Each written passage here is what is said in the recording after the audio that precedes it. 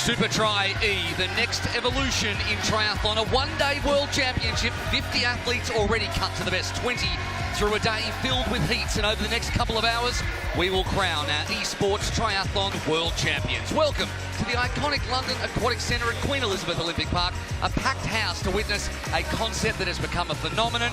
It's here. Men first, then the women. The Supertri E World Triathlon Championships finals powered by Zwift. It is time to race. It all comes down to this. We arrive once again in London. Now it's a shootout to become the next world champion. This is the future of professional triathlon. Supertri E is really brutal. Intense, high pressure. It rips you apart. Look at the pain on his face. The fight's real from the start. The pace and intensity is way higher than any other triathlon discipline. Best athletes in the world. Every second counts. This is what Supertri E is all about. Winning is addictive. There is no better feeling. We don't waste time here at Supertri. It's already about 10 minutes until the men hit the pool deck, and it is wide open for the world title. 30 men started the day in the chase for the crown, and after 3 tough heats, only 10 remain. My name is Will McCloy, and as usual, I welcome Tim Don and Annie Emerson, and we are about to have a look at the action up to this point, and we start with the highlights from Heat 1, which was about the middle of the day. Tim, it was an interesting one, and it was one dominated by Germany with Simon Hensler, the under-23 world champion, on fire. Absolutely. He didn't have the greatest swim by Supertri standards, but his bike and run were absolutely on point. Very powerful athlete. Yeah, you've got to be on form, you've got to be young, and you've got to be firing, and he was all of those things. Absolutely. I mean, these German athletes, they've had a great winter. They're just getting on the podium in every race. Can he do it here? Yeah, there's plenty of Germans in this racing, plenty of Brits as well, and a Frenchman, Maxime Huber-Moosbrugger, in his 4th Supertri E. He finished 4th overall in London 2022, and he has got that experience. Absolutely. Experience is crucial here. It really is. With these transitions, the swim, bike, run, the 3 races. All right, Andy, let's have a look at the highlights from Heat 2, which came straight afterwards, and it was the big easy Max Stapley, who was absolutely on fire, probably put himself in podium position, or at least favourites contention for this one. Absolutely will. He recorded a 2:40 kilometre, the fastest by far in the day in his run. 7th time he has now been racing Supertri Esports. It's his 7th event. I expect to see him close to the top of the podium, if not on the top. He's my man today. He swam a 2:03, which is a couple of seconds outside the record for Supertri, and the other man was a GB 1 and 2 with Sam Dickinson having a good day out and qualifying automatically the final as well. Yeah, he said he didn't have such a great day. He said it was a tough heat for him, but very excited about the final and expect to see something pretty special from the young athlete from Leeds. Yeah, the GB fans will like it too. So 4 men were through and all eyes were on Heat 3, and entering into the arena, well, one of the veterans of Supertri, and with probably a slightly checkered history. I'm of course talking about Chase McQueen.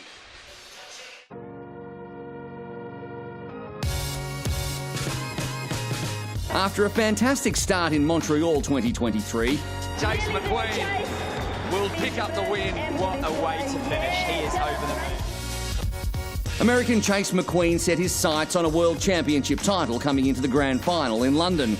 However, as soon as the race began, things went sour. What's Chase McQueen doing? Why is he having fun? We're not meant to be having fun. What is he doing? We're meant to be absolutely working hard. Last year was a bit hectic in London. Came in as like a heavy favorite to win a world title, and yeah, fell a bit on my face. Well, something's wrong with Chase McQueen, and he is basically out of the championship race. He's smiling. There could be a problem. I'm not sure exactly what it is. Chase McQueen, extremely unhappy. Not a good run, obviously. We'll see what I have the second 2 rounds. And then something unprecedented occurred. Hold on. Someone is doing butterfly. Chase McQueen is doing butterfly. What is he doing? My intention was only to do 1 lap of butterfly. I wanted to do like something to kind of just get the crowd going. Honestly, like it was so loud in the arena whenever I was swimming butterfly that I was like, screw it, I can't give up now. Like I gotta see if I can do this whole thing. Supertri has always been about unpredictable racing, but well, that was almost unbelievable. Lightning McQueen will line up in London once again, and he'll be more motivated than ever to redeem himself and prove he has what it takes to become the world champion. I mean, I'm here to win. I think I have a chip on my shoulder, and I know what it takes to win from Montreal. Yeah, I back myself across all 3 sports, and I think I have what it takes.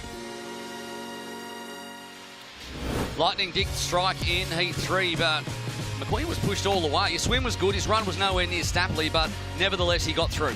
He was under no pressure. He won comfortably in that heat, and I think saving that extra energy, he was really looking at the other competitors to see where they were. So for him, great qualification. It was tight, but you think he measured it all the way through? Absolutely. It was a measured effort, so he needs to step it up if he wants to compete with the likes of Max. There was a GB fight behind him for the other automatic qualification spot, with Harry Lelou overtaking Hugo Milner late on. Yep, Harry Lelou, automatic qualifier, one of Alex Yu's training partners. He'll be happy with that. Hugo Milner, what can he do in the final? Well, that is the big question. Milner had an outstanding run, 2:41, the fastest of the day, but nevertheless he didn't get through automatically. So let's take a look then at the 10 men who will go through into this final, and we're going to see very, very soon. It is a interesting and international list, and there is 4 British athletes, which, I mean, I'm sure you love to see, TD. Love it. Absolutely love it. James Edgar had a fantastic heat as well. We haven't mentioned Esteban Basanta Fuz either. We'll talk to him in just a second. But right now, well, I mean, let's have a look at the ones to watch, and we start off the top with Henry Graf. Now, we didn't know too much about him. He was a debutant coming in, but Graf is an interesting athlete and one who did well on the big stage, Annie. Yeah, absolutely. Under 23 German gold mixed relay team member from the World Championships in 2023. The lone Spaniard, Esteban Basanta Fuz, also in Heat 1. 3 people of the 4 fastest losers, I suppose, who got through came from Heat 1, and he was one of them, Tim. Absolutely, and he's 21 years old. The Spanish athletes are raising their game in this Olympic year. Yeah, they absolutely are. The Spanish, the Germans, everyone's getting up for Paris. James Edgar, we mentioned him briefly just before. The Irishman, he is in form, and he brought that form today. Absolutely. Best result was 14th in London 2022. But let's not forget he is a former 5 and 10K national track champion from Ireland. So we know he's got the run, that's for sure. Yeah, so much pedigree. And Sam Dickinson is the other one who gets through and rounds out the top 10. And you know a bit about him, Tim, and like there's so many great GB athletes, he just gets lost in the mix sometimes. Absolutely, he's a World Cup winner, World Cup podium athlete. He's going to long course later in the year. He said he didn't have the best morning, but he's still qualified. That's what you want. Absolutely. Absolutely what you want. Now, we've heard who's going to be in it. The question is, what are they going to take on? And this is the pain they're about to face. Supertri E. 3 stages, short, sharp and really, really hard. Stage 1, 200 metres in the pool, followed by a 4-kilometre bike and a 1-kilometre run, both on Zwift. More virtual, equally painful. And with no drafting, just to test that pure athletic capacity. Quick break, compose yourself and go again in reverse order. Another run on the self-powered treadmill, another ride on the Tax Turbo trainer, and then get back in the pool. The third and final stage, back to swim, bike and run, but with a pursuit start. Paying back time lost to the leader, first across the line, will take the win. It's really hard. It is really, really hard, and we cannot wait for it. The heats, of course, they were only 2 swim, bike and runs, but Hugo Milner, he was gassed after it. He spoke to Annie Emerson. Hugo, it's first time racing supertri e-sport event. Safe to say that was a baptism of fire for you, isn't it? Yeah, really tough race. First time doing this format of racing. Still new to indoor triathlon and this kind of super sprint. So yeah, just really happy to get through the heats and into the final. I guess the toughest part for you is going to be the swim. We know you as a runner, 4th in the European Championships. How did the swim feel? The swim's getting better. It's quite nice not having to do open water and getting battered in the swim. So it's quite nice to have a whole lane to myself. Still needs a bit of work, but I think generally I wasn't too far behind on the swim. So I was fairly pleased with that. I'd love to know how you got into triathlon. Obviously, you have a strong background in running. Tell us the story. How did you get to be here today? So I started in about 2021 during lockdown. And just afterwards I remember watching Supertri or Super League when it used to be called that, and Yeah, I just remember seeing all the data on the screen and seeing all these athletes going like crazy in the pool and on the treadmills, and I thought maybe I could give that a go one day. And yeah, it's taken a few years now, but so pleased to be finally here. Well, you're looking good for the final. You just scraped through, so good luck to you, Hugo. Thank you very much. At the supertri E World Triathlon Championship finals, 10 men, including 4 Brits vying to become world champion. Let's welcome our finalists into the arena. He graduated from Harvard and won his first World Cup in Cordillera last month, the new British hope, Hugo Milner. He's been in supreme form in 2024 with an American Cup win in La Habana from Ireland, James Edgar. He finished second at the Spanish Sprint and Olympic Distance National Champs in 2023, Esteban Basanta Fuz.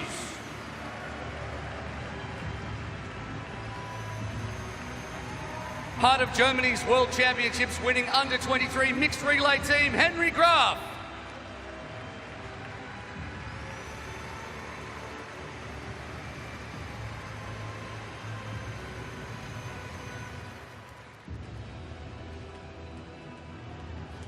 In his third supertri E race and coming off a 4th at the Indoor World Cup in Lebanon from Great Britain, Harry Lalou.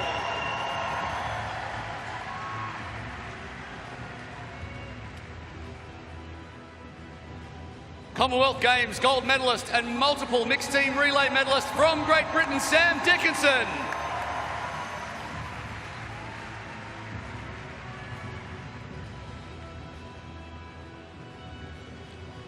A former national and European duathlon champion and looking to beat his 4th place here from 2022 from France, Maxime Humer-Busbrugger.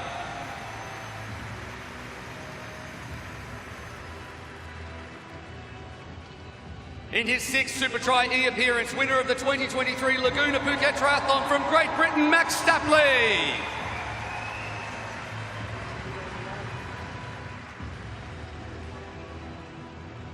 From Germany, the current under-23 world champion, Simon Henseleit.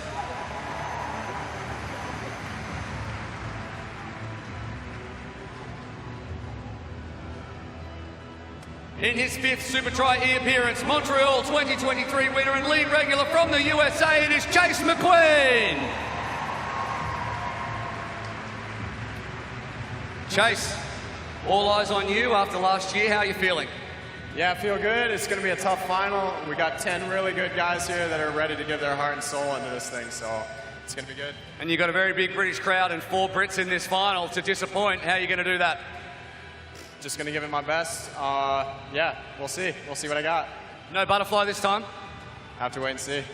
Chase McQueen, everybody, big round of applause. And these are your male athletes ready for the finals here at supertri E.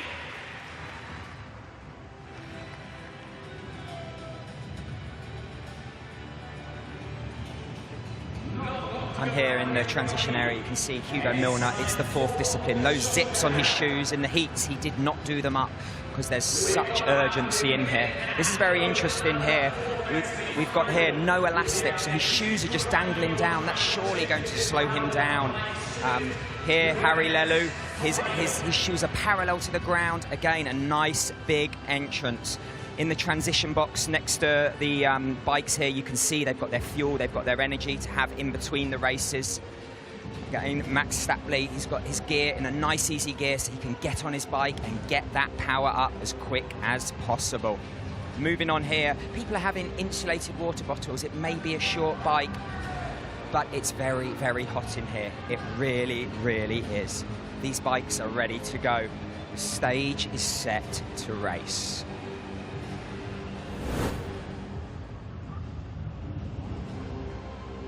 The stage is set to race. We have 30 seconds to go until it all gets underway. 200 metres in the pool, that is 4 laps, and then a 4-kilometre bike, a 1-kilometre run. But that is just stage 1. Simon Henseleit looking focused, and Chase McQueen, as we said, a checkered history. We've talked about it, but it is time to put that to bed. Let's get it underway. Let's crown a world champion.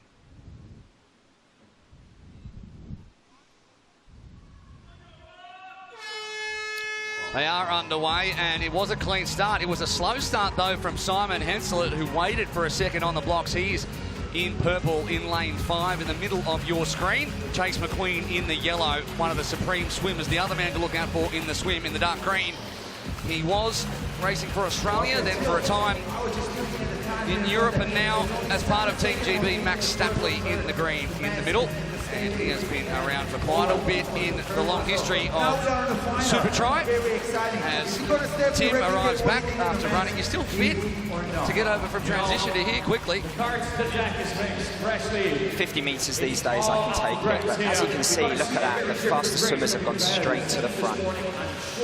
Yeah, the thing is about this is that there is no time to rest, because every second you lose to the leaders in stage 1 and 2 is paid for in stage 3 in a pursuit start, and they're going to turn in under a minute. So Chase McQueen right now on track for that 2:01 record from Aurelian Raphael. Yeah, I know. We've been desperate for a sub-2 minutes 200-metre swim in the Esports supertri racing, but we haven't seen it yet. If anyone is up for it, Chase McQueen. He's got something to make up for last year's little mishap, which I think we've all seen and looked back on the programme already today. His 200-metre fly. That was a brave task, but Stapley looking really good as well, Tim.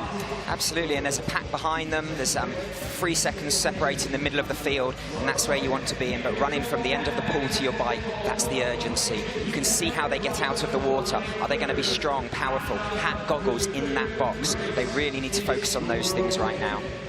So they were out under 1 minute. They turned at 1:31.8, and Stapley had just touched the wall, but they are two supreme swim strokes. They look so slow and so easy, and yet they are travelling so quickly. 5 seconds until the 2. I don't think we're going to see it, but there is a decent spread. Transition is where supertri E is won and lost.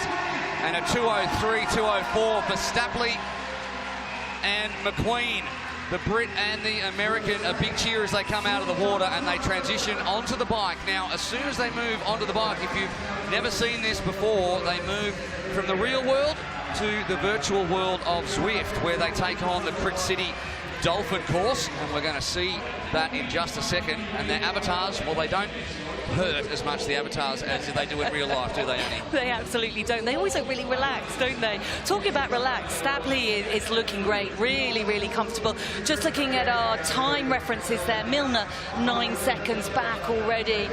He's launched himself onto the triathlon circuit this year with a win already in Cartieri in the World Cup, but I think he's going to struggle here with the 3 separate swims. In, out, in, out. It gets tough, doesn't it? It does get tough, but here, don't forget, there's not the hustle and bustle of open water swimming, so he can find his rhythm, find his stroke. He's not going to get carried up when he's in the pool. But you can see here, Chase and Max, they are really just focusing on their watts per kilo, where they're riding.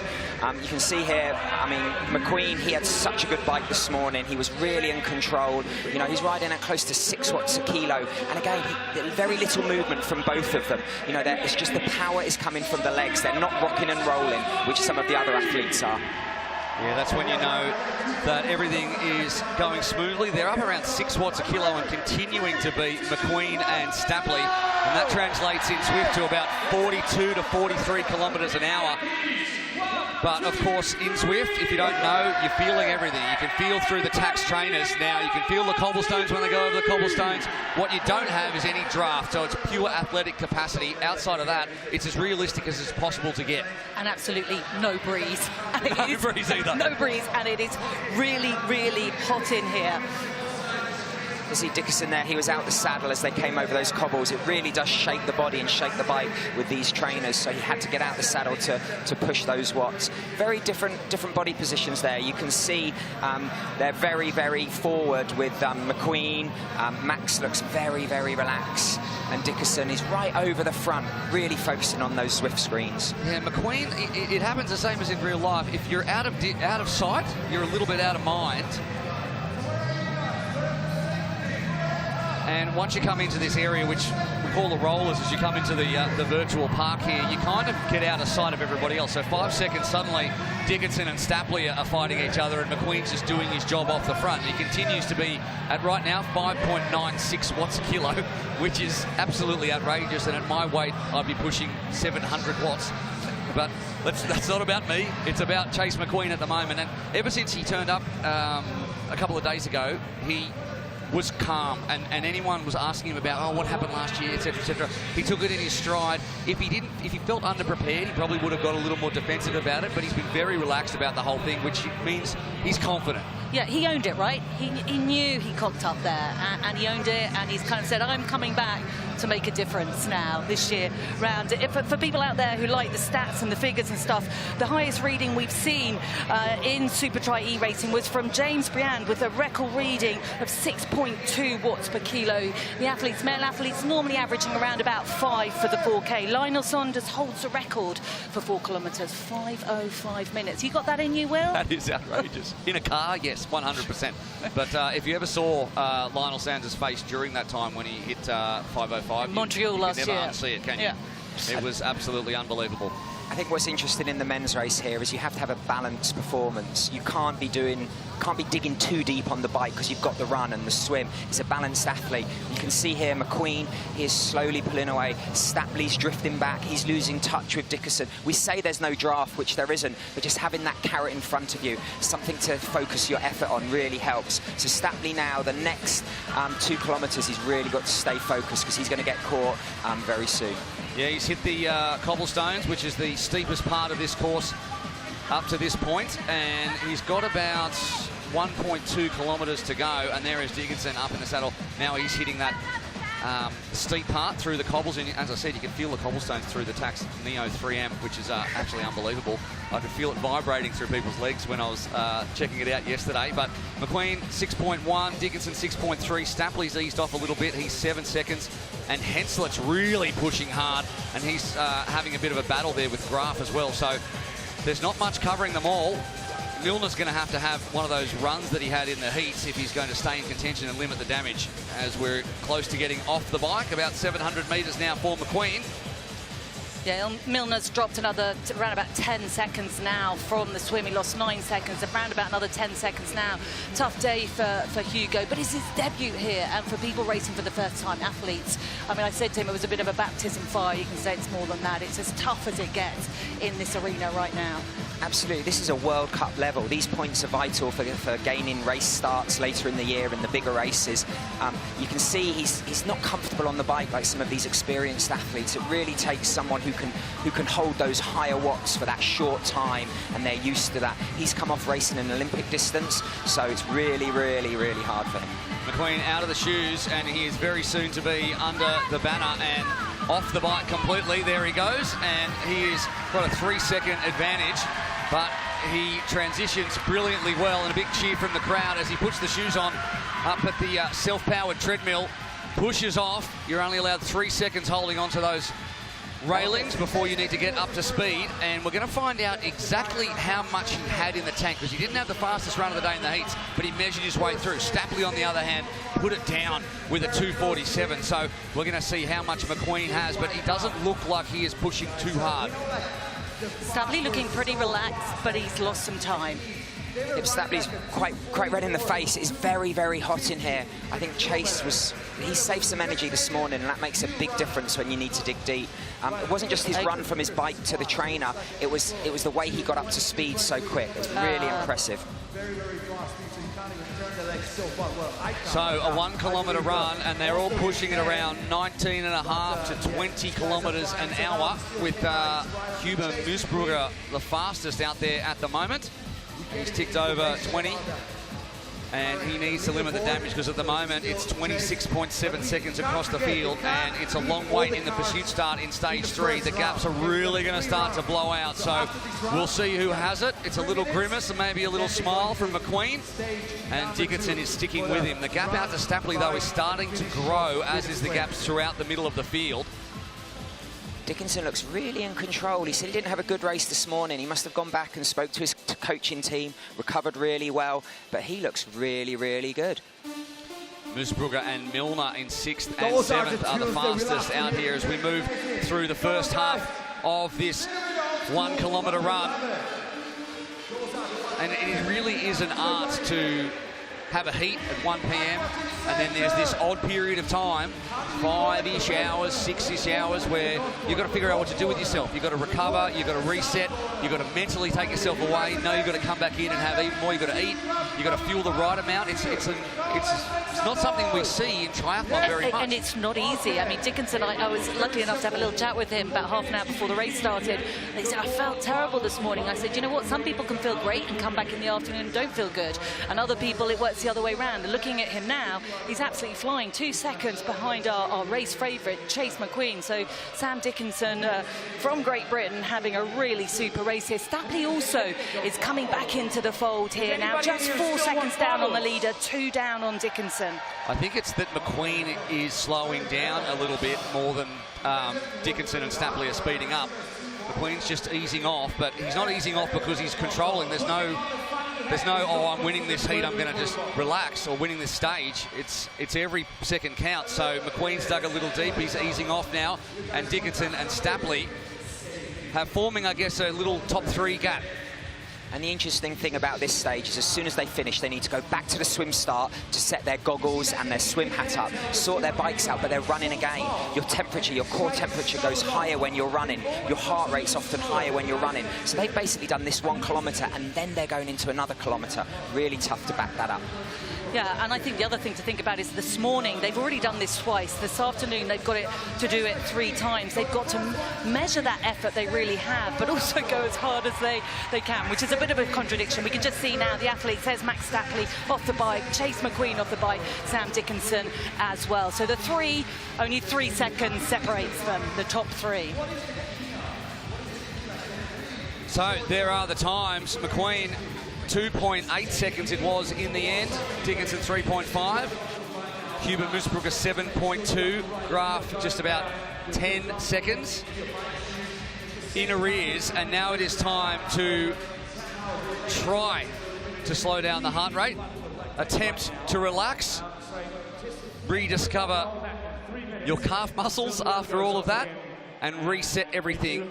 And this time we do it with run, bike, swim. So 2 runs back-to-back for these athletes. So there is not much rest to be had. The brain has to switch on.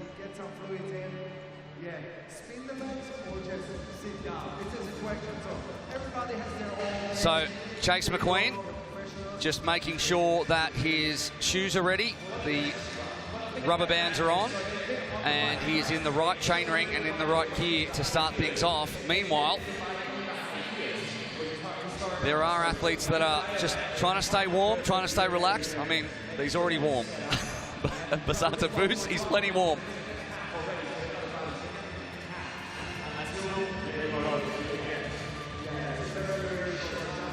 You can see here they're setting up their transitions. Chase McQueen, he's stretching to the left here. He's really trying to loosen off those muscles. He's done his bike, so he's set his bike up. He needs to go and set his goggles and swim hat up, so they're in the right position as well. This is a transition they're not used to, so it's really a difficult. Too deep or not in the first round. Again, people they're getting their fuel on, they're getting their energy. They've done it once, they've got to do it 2 more times. Simon Hensler getting ready as well. This is really where experience comes into it, Annie, because there are athletes here who have never done this before and they don't realise how quickly time runs out as we look back at the key moments of stage 1. And gee, it was a smooth swim from Stapley and McQueen, and that kind of smooth swim, it sets you up in this racing because you can race from the front, you can watch everyone else around you. Absolutely. Stapley looked really, really relaxed, I thought, coming out in 2:04, 3 seconds off the record here in supertri Esports racing, but really relaxed with the 2:04. Lost a little bit of time, I felt, at the beginning of the bike, and then you've got to work really hard to pull that back, and it took the run for Stapley to come back into the game again, but he lost around about 9 seconds in that first section of the bike. Yeah. I'm thinking that Max Stapley has another gear to go up. I think that shocked him a little bit early, and he's an elite athlete who can do it across this all the way up to, well, he had a podium in Bahrain, 70.3 just a few months ago, so well, he can do it all over the place. He won that, right? 70.3. Oh, he finished third, actually. Oh, God. I've got to work on my my notes. Third fastest debut 70.3 in history, so he's a man who's in form and he's got plenty of confidence as well. But Chase McQueen is the man in the lead by 3 seconds. And just as quickly as that, it is time for stage 2. Deep breaths, calm the nerves, calm the heart rate, and we run, bike and swim. So the interesting thing about this format is that twice there are back-to-back same elements. So you get a gap between swim, bike, run, bike, swim, and then swim, bike, run. So you swim twice once and you run twice, which means that there are times if you have a great single discipline to be able to put time into the opposition. And now this is the time for the runners. Absolutely, it certainly is. But it's tough when you get to the swim, because for those swimmers that are perhaps aren't as quick as Stapley and Chase McQueen, it's pretty tough by the time you get to the swim after 2 runs and a bike. Just because the music's gone off in the stadium, you don't have to whisper. It's okay. Just working with the atmosphere. You are indeed working with the atmosphere. Right, it is time for stage 2. We are very close. We're going to get these things underway. And 5 seconds, you know what? Let's just watch it play out.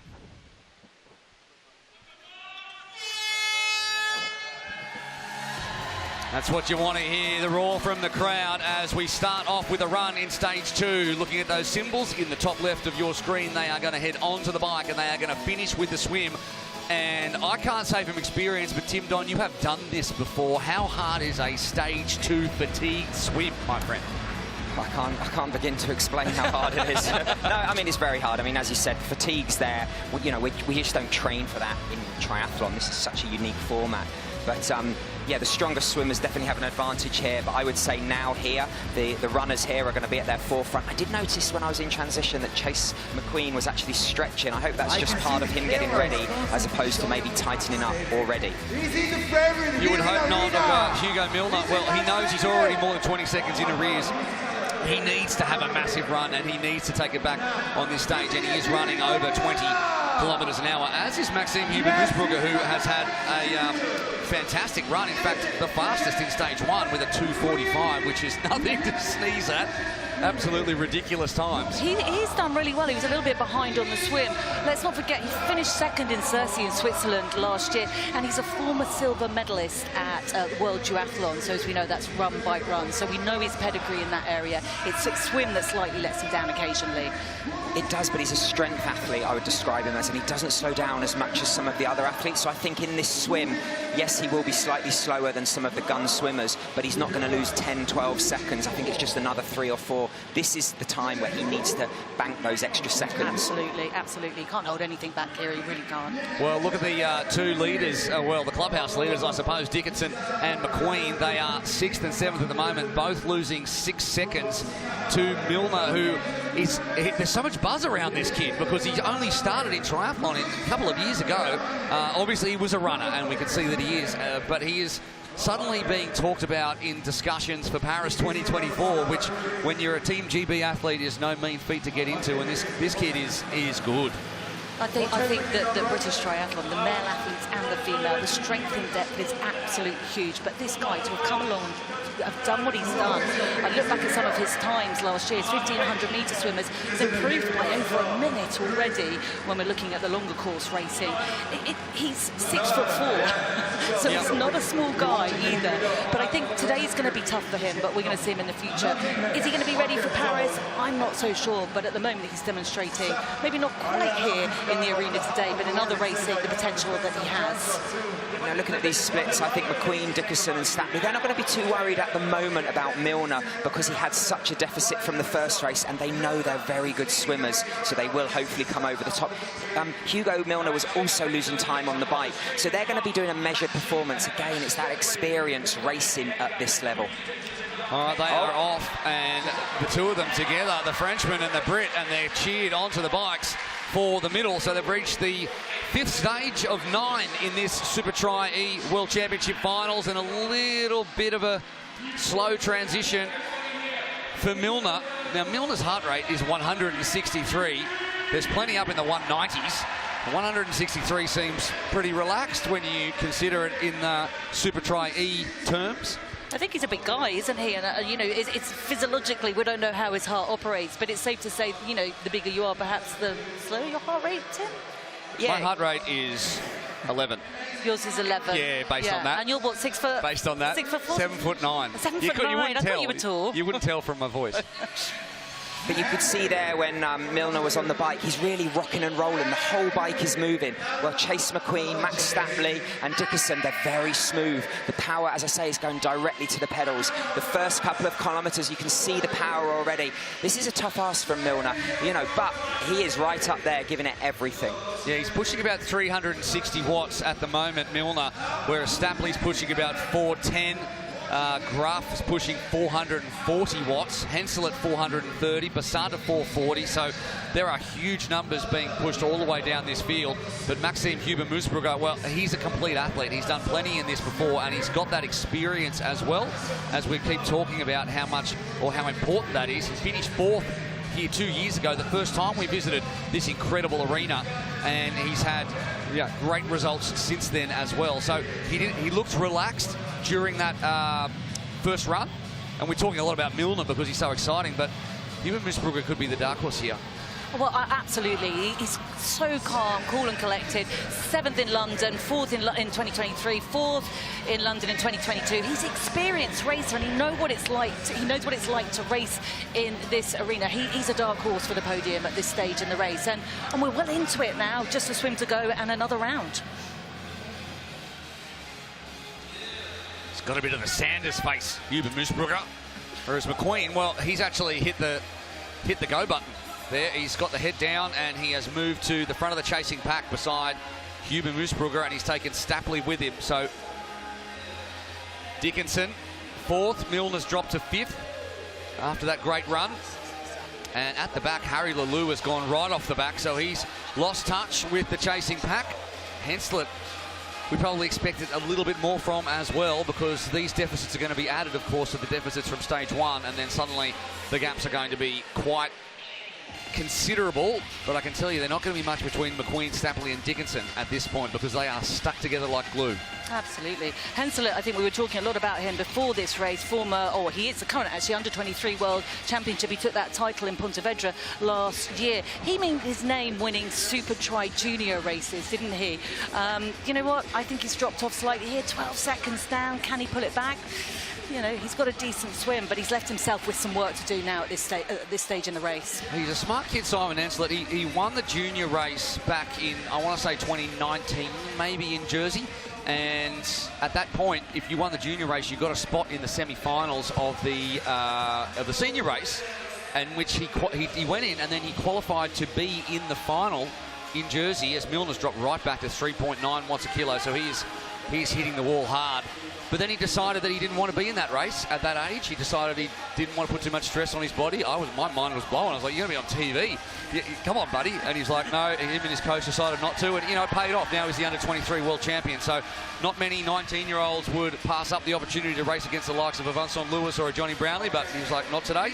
And now he is doing the job as McQueen, Stapley and Dickinson look to track down Huber-Moosbrugger, who's looking very relaxed at about 2.6 kilometre mark. And this transition is going to be fascinating, because it's not just a case of jumping off your bike and diving in the pool. You need to put your hat on and your goggles. And if you fumble that, you lose vital seconds. You know, whoever hits the water first is definitely going to have an advantage. They really, really are. You can feel the pain just coming through that the was a great screen from Chase. That was great. And that's rare for him. That really is rare. There was a brilliant quote from Sophie Lynn, who won the World Championship title last year here in London, and she said, you've got to make peace with the fact that you're going to be in a lot of pain. Yeah, that's true. That's true. I think the best pain face we've ever had is either it's a toss-up between Lionel Sanders and Jess Learmonth. Oh, yeah, and Jess Learmonth for the women, for sure. Milner now, well, he's back up at 4.4 watts a kilo, but he's dropping into the threes there, and he's dropped 18 seconds back off that run. Now, we talk about Milner's quick run, but every single one of those athletes in the top 10 ran a sub-3-minute K after a 5-minute break after stage 1. So starting stage 2, everyone was under. Lelou was the slowest with a very tardy 2:59. What do you reckon you could do, Will? Oh, Well, it depends. Do I have a scooter? No, you've got to drive that treadmill, and they are tough. I tell you what, I much prefer a motorised treadmill. Well, here we go now. McQueen just 1 second behind Max. Stapley just really sitting in there comfortably. He's really developed, not just physically, but mentally as an athlete. He's really grown with Super League as well. We've seen him race indoors, we've seen him race outdoors. Of course, he is the partner of Kate Woff, who was the silver medalist and the champion last year in the overall Super Series. The supertri, Super League as it was then, supertri now. All right, Huber Moosbrugger transitions to the cheers of the crowd. The Frenchman is going to undertake a 200-metre. Well, first he's got to get everything sorted out, and this looks like, well, a pretty good transition, actually. No, look at that. Cap on. No, Chase there goes McQueen. First in the water. Too fast. He's in it. He's in it to win it. Oh, look at Max. What's he doing? He lost another place. These seconds are vital. I wonder if we can play that back at some point, because it will be good to see what Max was up to there. He lost a lot of time, and when I say a lot of time, it might only be a few seconds, but that's tough to pull back. Yeah, transition to where it's won and lost. Up to this point, 90% of the races in Supertri E had been won by the fastest transitioner. So even in stage one, McQueen was leading. Stapley had a faster athletic time by a good few seconds over stage one, but he was second overall. If we look at transition, overall transition time, the record is held by Justus Mischlag, who won here in 2022. Overall, across the 3 transitions, it's a total of 3:10, with Alex Yee next in 3:17. They say it's a 4th discipline. It really is in this style of racing, isn't it, Tim? Absolutely, and it's that extra transition. They don't often go from a bike to a swim. But this second 100 metres in the second race, this is where your legs are going to be burning, even though you're not using them, and your arms are, but you need to keep pushing. Every second here, you need to push on. And everyone will be breathing, looking to the left, looking to the right, so they can see the other competitors in the field. But as you can see here, McQueen, 5 seconds lead. He really has timed this. He's paced it so well, hasn't he? He absolutely has, but it's always set up by, like, when you come off the bike second or third, but you get into the water first, that's a huge mental boost. You know you've transitioned really well. You know you've stolen a little march on your competitors, and he's at home in the water, Chase McQueen, as is Max Stapley, but he didn't get in the water for an extra 6 seconds, and that's where he's going to, if we do indeed talk to him after this, he'll rue that moment, and Chase McQueen might just have put his hand or one hand on a world championship with that transition, but there's plenty to go. Plenty to go, yeah. There's always drama in that last stage. There really is, with the pursuit start, diving in. But Chase McQueen has really set himself up here. Let's see when he finishes how calm he is, because he's still got to go to his bike, set it up, set his run shoes up. He's not in any rush. That's interesting. He's got his hat on, then his goggles. Some athletes do it the other way round. I wonder which way is quicker. Well, definitely for Chase McQueen, it's the hat, then the goggles. 14 seconds across the top 6, and what's important there is McQueen has stolen a little gap on Dickinson and Stapley, who are his main, or at least after stage 1, were his main competitors. Huber Moosbrugger's throwing his hat in the ring as well, and Hugo Milner has led the run and ended up 33 seconds in arrears ahead of Harry Lelou.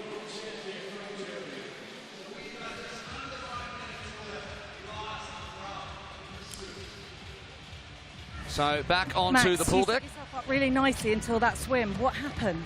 Well, it's just the pressures of this environment. It's the most competitive, hardest triathlon I've ever done indoors. You taste blood in your mouth, and sometimes you just don't have the gears to keep going, but it's the last stage. I'm going to give it all home race, so I'd like to, yeah. Go for it, Max. Set up that bike. You've got it. Well, he doesn't mix words, does he, Max Stapley? Hardest triathlon indoors he's done. Taste blood in your mouth. Well, I mean, I think we can see that on their faces. 100%, 100%. Well, you've really got to find another gear in this one, and with this cauldron atmosphere around you, usually these athletes find a way to do that, but it's about finding that gear and then marching it back from that to restart, not make any mistakes, and keep yourself in it mentally when it comes to this pursuit start. Absolutely, and Chase McQueen there, he's spinning on the bike, but he will be thinking, I'm in the driving seat, I'm ready to go first, and everyone else has to chase him. He is the one they are chasing.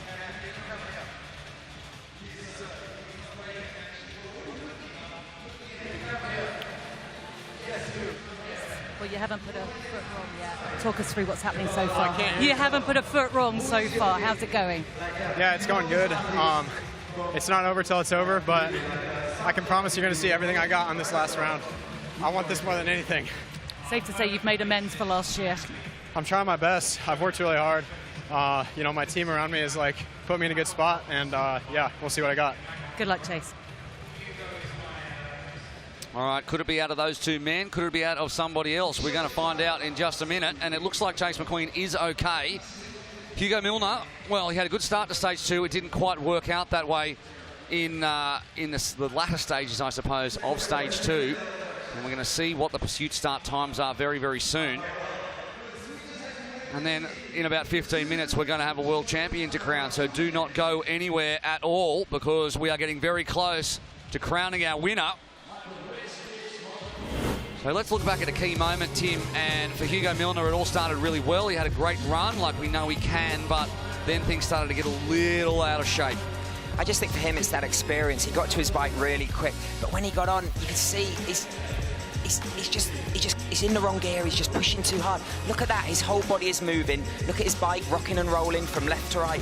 He's losing power when he does that. These are small things at this level that make such a big difference, Will.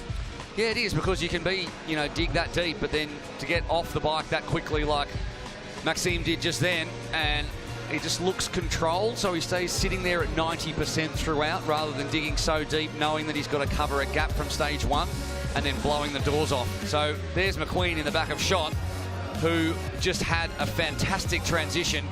And as we keep saying, transition, it's always important, but the shorter the race gets, the more important it is. A minute and a half until stage 3. So a little bit of a chat between the contenders as we now launch into a pursuit start. So it's a bit of a heartbreaker, this one, for the athletes watching people disappear into the distance. Once we get confirmation on our pursuit start times, we will know exactly where we are up to with 1 minute to go.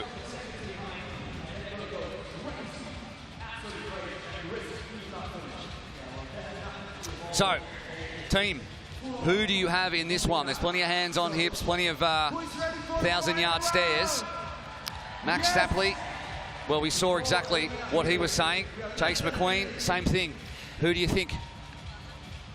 Having just interviewed Chase McQueen there, he says it's tough, but he's looking good. He's looking really relaxed. I think we're getting some time references there. Chase McQueen will be off in 30 seconds. Stapley 11 seconds behind him. Yeah, an 11-second gap between McQueen and Stapley, and then 1 second back to Dickinson are our top 3. And we're going to get confirmation of it right now as they warm up for the start of stage 3. And here are the gaps. 12 seconds to Stapley, 13 to Dickinson, so 1 second more. 3 seconds back to Hubert Moosbrugger, and then Graf is in the top 5. Let's get it underway. Into the water goes McQueen, and the rest hands on knees as they wait. But McQueen, he's worked so hard for this time alone in the pool. Everything from stage 1 and stage 2 leads to this moment where McQueen gives himself a roughly 25 metres to play with and can control this thing. The rest of them have to go 100% from the gun. Max looked like he was trying to get a bit of an advantage on the dive there. Did you see how far he went out? Nailed that one. But Chase's streamline underwater was so good there. And the key is, though, is not to go too hard. He can't get excited. He's still got to do a 200-metre swim and the bike. You know, 12 seconds, a bad transition, and a little bit of lost power, a bit of fatigue. It's not a done thing. I'm really excited to see the fight for second and third, though, between Max Stapley and Daniel Dickinson. Yeah. Well, I just noticed there that Max Stapley turned just ever so slightly ahead of Samuel Dickinson, but he's having the race of his life, having bumped into him. He told me he was completely knackered. Well, certainly doesn't look it here as he's fighting out for a medal at the World Championships. All right, we've got the first 100 done. And McQueen, I'm hearing that Hugo Milner has lost his goggles, so he is over here in lane 10, and he has no goggles on, which means he's sighting with every stroke, so he knows where to turn. It's always so you can't see him on your screen. He's at the bottom of his. So there he is right there. So that's a tough one. I can't see the goggles around his neck, so it looks like the goggles slipped off the top. I guess when he dived in, they would have gone backwards. It's a common thing. It happens to my kids when they're racing, but they're only 9 and 12. Again, this is the hardest place to lose because everything's magnified. It really is. But he is fighting on. Oh, his hat's come off now. Now he's lost a swimming cap. Oh. You know what? He's going to battle on, and he's still going for a top 10 in a World Cup level race. So, you know, he has gone from zero to hero this year. He really, really has. Yeah, he has, and this will be a nice big learning curve. And like he said before, he only got into this racing having seen this. As McQueen touches the wall, gets straight out of the water, and he's got 2 disciplines to go, and the cheer says it all. Can Chase McQueen put all his demons to bed and do what he came here to do in London and get the World Championship that he gave up in 2023 right here? Well, if there's one man to stop him, it's Max Stapley. They both look very good coming out of the water. Samuel Dickinson is right there as well. This is closing up for 2nd, 3rd and 4th. And again, you know, there's no way that McQueen is going to be thinking he's got this. He still knows he needs to focus. I just got a message from a guy called Talbot Cox, who is very close to Lionel Sanders, who we tried to entice back to this type of racing, and who just won a 70.3, and he's got an Ironman coming up. He said Lionel's watching from home. He said he will be back. So a shout out to Lionel. There's always a seat for you, my friend. Yeah, well, come on, Lionel. We're waiting for you. Absolutely always. Right now, though, we focus on Stapley, and he's got the Lionel Sanders face too. He is putting in the hard yards to try and track down Chase McQueen. McQueen is not going to give this one up without a fight. He's done that before. He won't do it again. As out of the water comes Milner, who joins these 9 men who are in all sorts of pain right now. 170 metres in Zwift between McQueen and Stapley. 50 further metres back to Dickinson.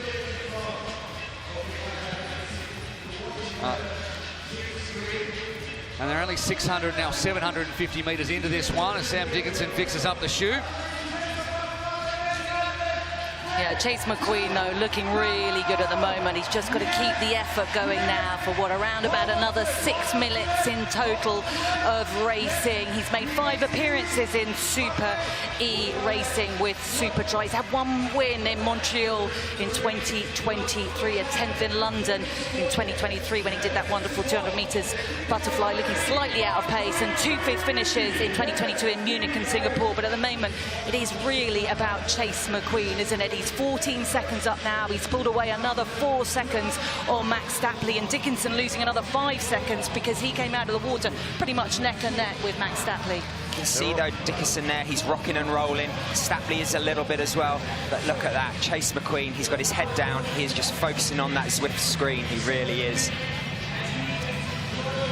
No one is going to take this away from Chase McQueen, though they're going to have to work extremely hard as he hits nearly 450 watts at the moment, 6.5 watts a kilo. He's through those little rollers as Stapley now we see take on that little section, which means they're nearly at the end of the first of 2 laps here in Crit City. Beautiful day in Zwift, as I always say. But gee, Stapley looking like he's doing it tough. I saw Stapley there, just look to the right. He is looking at all his competitors. He knows he's got Dickinson breathing down his neck.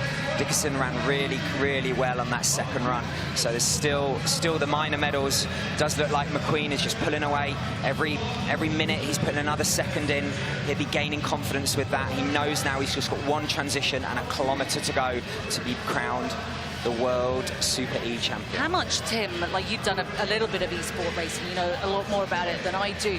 How much will he be aware and be paying attention to that little screen and what the other athletes are doing? Or has he just got his head down and just pushing the watts that he can push? No, he'll be focusing on the other athletes. He'll be looking at everyone else's watts per kilo and looking at that time split, because it's key for him to know where everyone else is. He can't just go deep as possible because there's still a run to go. So he'll be looking at a measured, but again, I mean, confidence pace is growing here. He keeps on pulling out a second after second. Really isn't impressive from him. And for people who aren't aware of this world of Zwift and stuff, it sort of reminds me of a jockey's weighing-in room yesterday morning, because the athletes have to go in and weigh themselves to get the accurate numbers on the equipment. That's right. With Zwift, it's all about you put your weight in, and that gives you then an algorithm to tell you what your watts per kilogram are, so how much power is per kilogram of body weight. So this levels the playing field. And they also do the height as well, because again, within the game of Zwift, there's aerodynamics, believe it or not. So you can't put you're only 4'2" if you're 8'6", because you're going to get a massive benefit. So that all of these things come into play, but there is no draft. Look at this, he's pulling away. He is, well, you can't see his face because he's just got his head down. From the first ride to the last ride, the same. Oh, look at that, looking up. Yeah, he will see on his screen that he is pulling slowly, second by second, a gap on Max Stapley. And Stapley at some point is going to start worrying about Dickinson. And then as soon as he starts worrying about Dickinson, McQueen has, can I say it now? He has one hand on it, because he's now 19 seconds clear and he's got a 1 kilometre run to run his way to a world title, and Chase McQueen wants it more than anybody else. Absolutely, he does.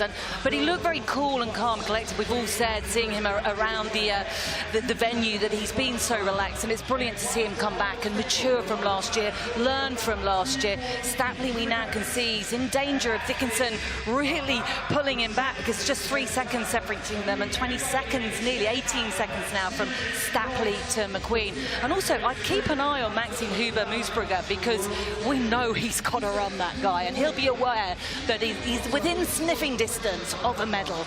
Again, it's the transition that's going to be crucial for Stapley Dickinson as well. Right, he's about to cross the line, and there he goes. McQueen is off the bike, and he has 1 kilometre. It was a great start of the transition. Now he's going to get the shoes on. Great transition. And they all follow him over there, because they know the photographers and the videographers are out there, because they know they might be looking at a world champion. He's got 19 seconds, and he's got under 1 kilometre to go. Stapley off the bike. Dickinson off the bike and looking in all sorts of pain.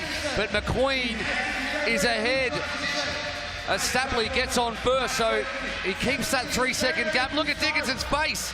He is in all sorts of pain, but McQueen is not. He looks like a man who is about to win a world title. That first 10 seconds, when you look to your left, look to your right, and you're the only athlete on those treadmills, that is a feeling. Oh, look at this pain face. He's looking at someone in the crowd on the other side, and you don't want to be that person. I can't look at him. I can't look at that pain. I really can't. Oh, God bless him.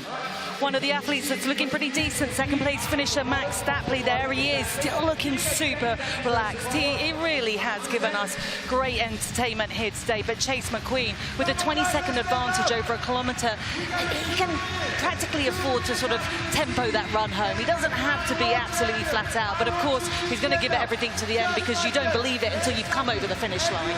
Absolutely. I think winning a world, especially your first world title after what happened 12 months ago, you can see here the times. He's really pulled it out. Ah, look at this, Dickinson. He's been losing time. Yeah, Dickinson's lost the third of the podium place to Huber-Moosbrugger, who's the fastest out on course at the moment. Can he take that 5 seconds out of Stapley? Stapley's taken a couple out of McQueen, but that's probably not going to matter at this point. But the chase for the podium spots is well and truly on. Again, Stapley will see the moves, he'll see the splits on the screen, he will be giving everything. You can see now there's some urgency in his rhythm. You can see his pace is not dropping off. They're running at 19 kilometres an hour, while McQueen can afford to breathe, to enjoy it. As I see a smile there from his face. 14 now. He has eased off McQueen, but the gap's gone down to 14. But importantly, the gap's 5 seconds between Stapley and Huber-Moosbrugger for second overall. Yeah, and Stapley running at 19 kilometres an hour. The speed changes quickly, but Maxime Moosbrugger is at 20 kilometres an hour, looking relaxed and strong still, but only a couple of 100 metres to go for these athletes. 300 metres left. And And Chase McQueen now comfortably running away with this world title. A grimace for Max Stapley. That seems to be the first we've really seen for him. He really has executed a great race. 13 seconds down, 11 seconds down. Stapley pulling a little bit back now, but still 5 seconds in front of Maxime Huber-Moosbrugger. Max Stapley's found another gear. He wants a medal. He wants that silver medal. This will be his first medal representing Great Britain, having changed over from Australia. This will mean so much to him. It really, really will. It will indeed, and it's going to be America 1 and Great Britain 2, you would think, as we get close to the end. We're getting very close to the end. You can see the crowd are up in their seats, and that is your world champion, Chase McQueen, came and he did exactly what he set out to do. There is your supertri E World Champion from America, Chase McQueen. Oh, that meant so much for Chase McQueen there. His first world title. Look at that energy.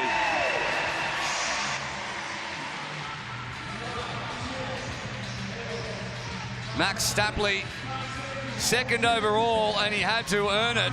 I don't think he's ever dug so deep. And Huber-Moosbrugger, he rounds out the podium. It was a great all-round performance from the Frenchman. So 3 nationalities, all extremely strong, all vying for medals at Paris 2024. And these 3 men have given absolutely everything.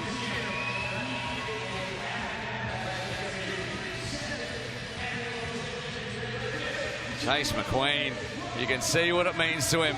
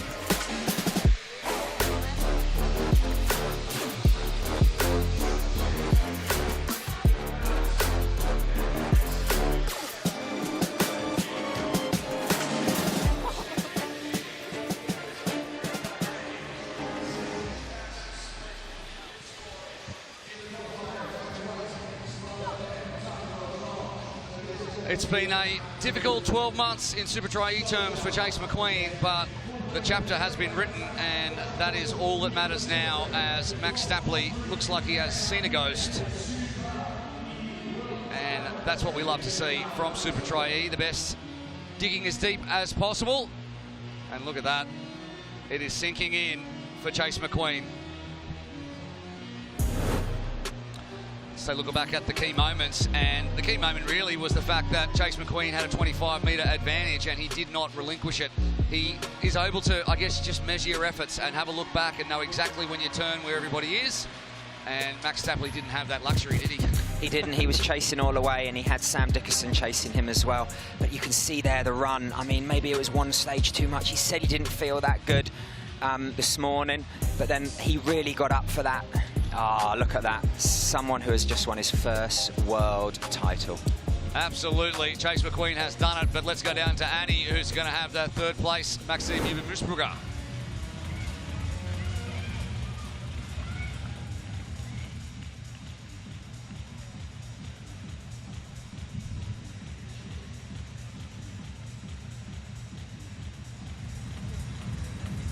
Maxime, we are delighted for you. Bronze medal at the World Championships. Congratulations. Thank you. This podium means a lot for me. My last race hasn't been perfect. I had like a crash. So that's my comeback 6-7 months after my last, my crash. So I'm very happy to share also this podium with Max and Chase, who are very good guys. So I can't believe today what happened. So I'm happy. What is it about eSport racing? Because you nail it. We've seen you before on the podium in supertri racing. Yeah, I really like the atmosphere, the crowd. It's always a pleasure for me to come here, even if you suffer a lot. But like, it's always a good organization, like with good people, like friends also. Max is training with me all year long, so I like to share podium with Max and other guys like Chase. So. Well, it was a great performance all round from everyone, but you are the bronze medalist here today, Maxime. Congratulations. Thank you very much. Cheers.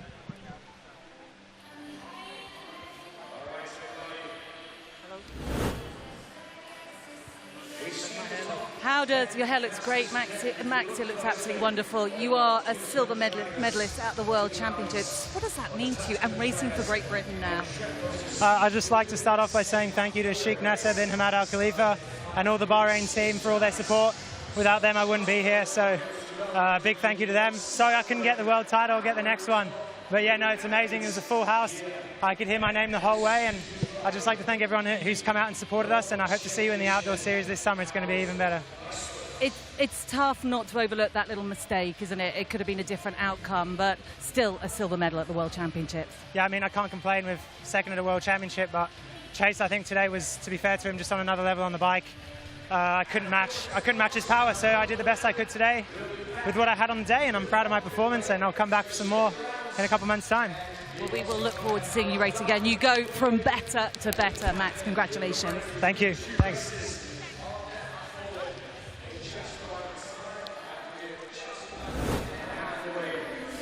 Chase, you're a world champion. I'm speechless. Like, I'm getting emotional, like, even thinking about it. Yeah, I'd be lying if I said it wasn't, like, a really hard 12 months.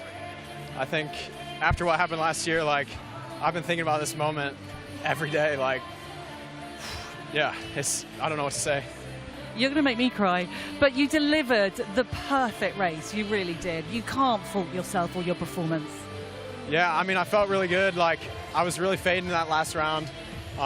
It was so hard. Like, I'm so happy to share the podium with Max and Maxime. Like, man, these guys pushed me so hard. I just want to give a quick thanks to my team, my family, like all these guys, my teammates, like bring out the best of me every day, challenge me every day. I'm just grateful. Like, I owe it to them. Yeah, I'm just so happy for everyone. Well, we're also really happy for you. Congratulations on winning your first ever World Championship title. Yeah, thank you so much. Thanks to Super League, thanks to London. Like, this crowd's amazing. Super grateful. Yeah, thank you guys. Wasn't that fantastic to hear from Chase McQueen, a supertri world champion? Now, he's been playing it cool for 12 months, but inside you can see how much it means to him. In the end, it was 9 seconds, but it was so much more than that. So much grit, time and sweat from Max Stapley and Maxime Human-Rusbrugger. So Sam Dickinson with the 4th place, which means 2 GB athletes in the top 4 right here at home, which is fantastic for Tim and Annie and fantastic for everybody else. But yeah, stay quiet. Make sure that the results do the talking, and they certainly did for Chase McQueen, who will come into the Supertri League absolutely flying. And it's time now for our medal ceremony. E World Triathlon Championships powered by Zwift. Please welcome the athletes. The trophies will be presented by the first Vice President of World Triathlon, Ian Howard.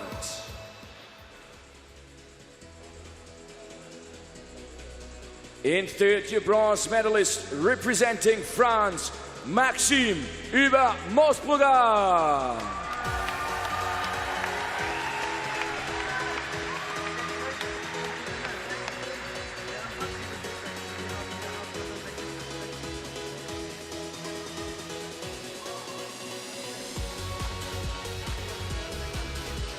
Fantastic effort from Human-Rusbrugger, who tops his best effort from 4th in 2022. In second place, your silver medalist representing Great Britain, Max Stapley.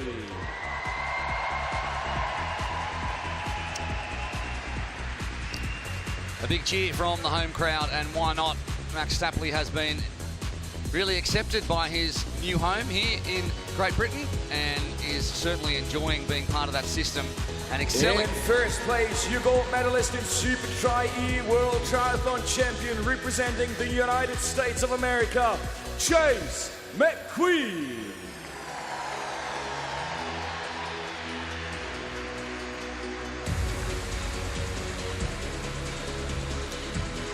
A moment 12 months in the making for Chase McQueen, and so good to see the redemption arc has been completed. Please stand if you're able for the national anthem of the United States of America. Everybody, your supertri World Triathlon top 3, Maxime Ibomosburger, Max Stapling, Chase McQueen.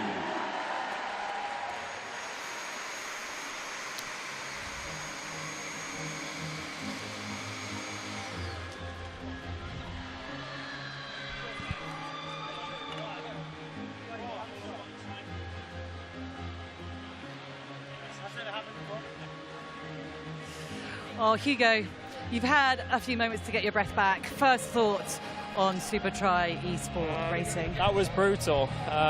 It was tough from the start, and it just didn't slow down at all. But yeah, it was a great experience. The crowd was electric, and it was so much fun. Fun. Okay, it's the first time I think I've heard anyone making their debut, so it was fun. You lost your hat and goggles. Schoolboy error, or what was going on there? Yeah, so on the second round, I slipped on the dive, and I think I face planted the water, and the goggles snapped, and then the hat came off. So it wasn't ideal, but I think I was too far back anyway at that point. So I don't think it slowed me down too much. But yeah, I'm just getting used to this format, and yeah, it was a great race. Great stuff. Congratulations. We hope we do see you back again racing supertri Esports racing.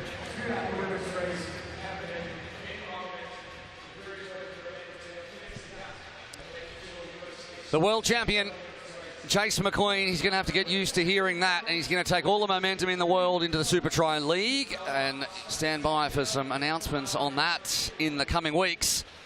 That's going to be a fantastic one, and how much Annie enjoys it. And why not? And how good is this? We've got another one coming up in just about 15 minutes' time. It all comes down to this. We arrive once again in London. Now it's a shootout to become the next world champion. This is the future of professional triathlon. The fight's real from the start. Look how deep she is digging. She's giving it everything. Intense, high pressured. This is what supertri E is all about.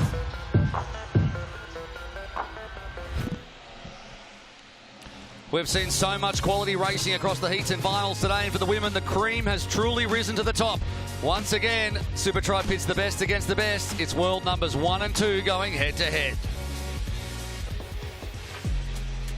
The two favourites for gold in Paris this summer, world champion Beth Potter and world number 1 Cassandra Beaugrand, are going head-to-head for the third time in supertri E here in London.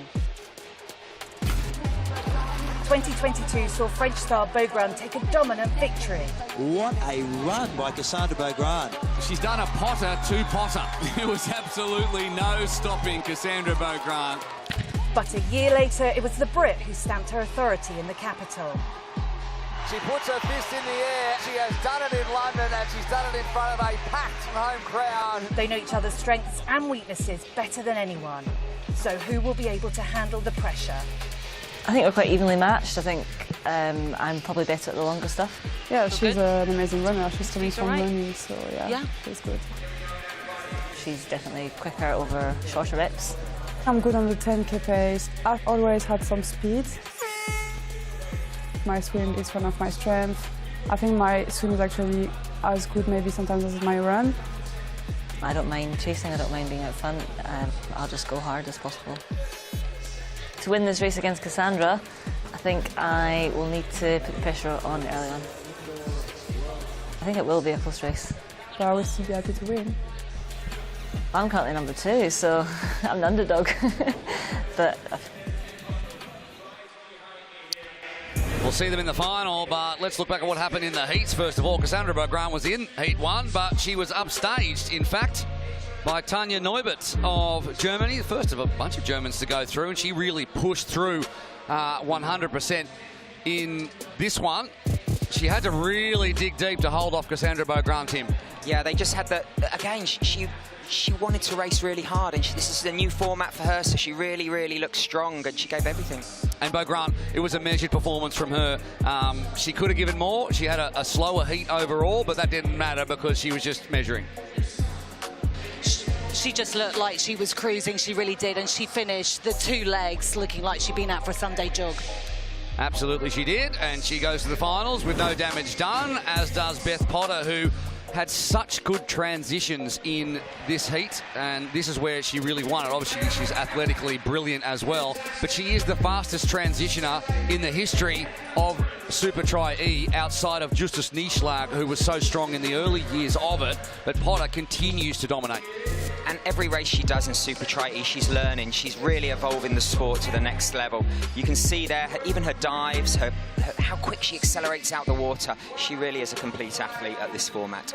Lena Meissner, who finished second in Munich in 2022, well, she's going to hope for better than that.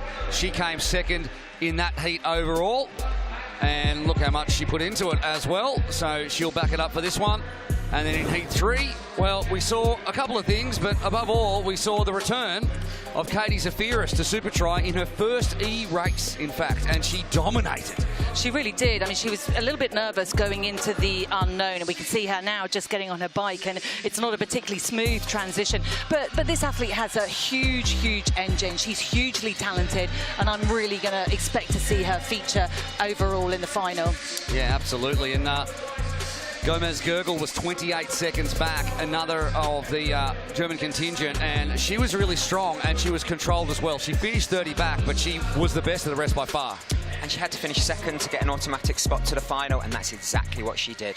Damage limitation. They were the athletes who qualified automatically from the heats, and the 4 fastest losers joined them, and this is the start list. Petra Kurakova comes back for yet another one. There is Barbara De Koning comes in as well. Annabelle Morton was the 10th fastest, and Julia Brocker as well. But Katie Zafiris, well, she was fantastic, and the nerves are out of the way. This is what she had to say to Annie afterwards.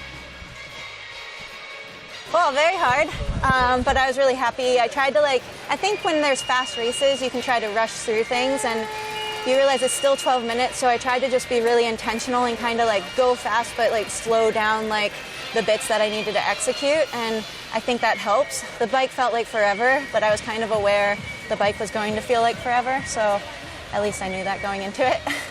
You had a lot of time on the other girls going into the last leg, the pursuit start. Did you think I can take this a bit easy? No, I really only have 2 gears. One is hard and one is easy. And in racing, I don't want to let off the gas, because if I let off the gas, I might disengage and someone might catch me. So I'd rather I let off the teeniest, tiniest bit, but I was just afraid because you can't ever count out your competitors, and so I just go strong to the finish. You look in great shape. How you mix in training and motherhood? Yeah, it's really good, especially now that we have daycare. But yeah, I have my process done and figured it out. Great stuff. Good luck for the final. Thank you.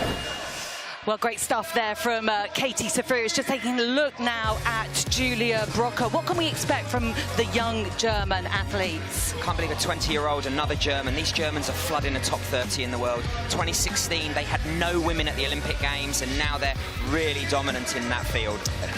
Petra Kurakova, Tim, she's had 3 top 10 finishes. Can she make it a top 5 here in London? Her experience, that is what she'll be looking for. She'll really be looking for a top 5. I think she's had some bad experiences in the early days with getting disqualified, but I think now she's going to use that experience today.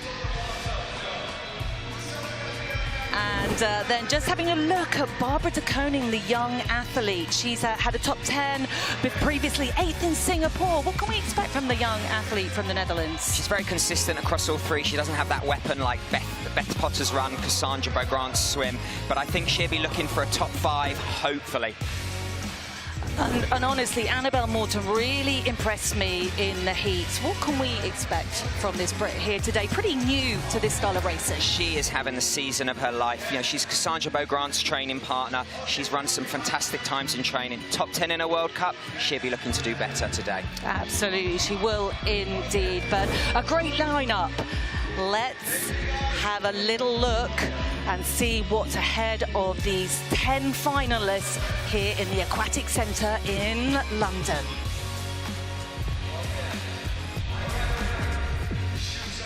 Supertri E. 3 stages, short, sharp and really, really hard. Stage 1, 200 metres in the pool, followed by a 4-kilometre bike and a 1-kilometre run, both on Zwift. More virtual, equally painful. And with no drafting, just to test that pure athletic capacity. Quick break, compose yourself and go again in reverse order. Another run on the self-powered treadmill, another ride on the Tax Turbo trainer, and then get back in the pool. The third and final stage, back to swim, bike and run, but with a pursuit start. Paying back time lost to the leader, first across the line, will take the win.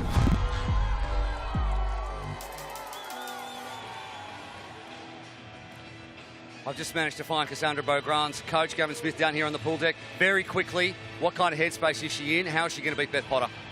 She was psyched after this morning. We had some great swims in there, so she knows she's got to maximise that and minimise Beth's advantage really in the transitions.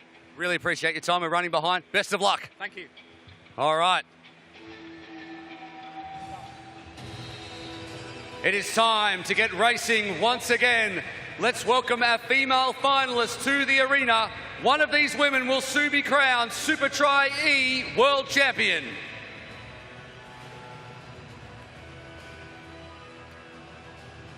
Runner-up in the 2023 Sprint Triathlon National Championships from Great Britain, it is Annabelle Morton.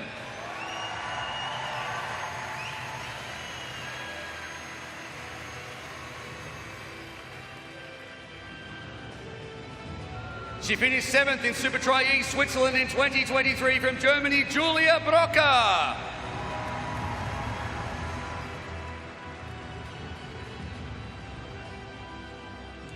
National junior podium getter and bringing Supertri League experience from the Netherlands, Barbara de Koning.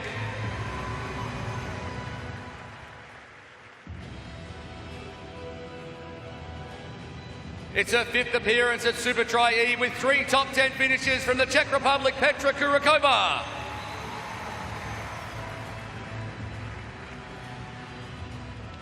With 16 podium finishes at World Triathlon level from Germany, Marlene Gomez-Gergel.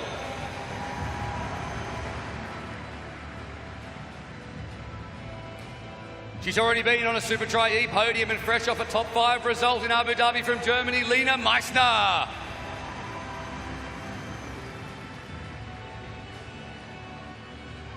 '22 winner of Supertri E London, world number 2 from France, Cassandra Beaugrand.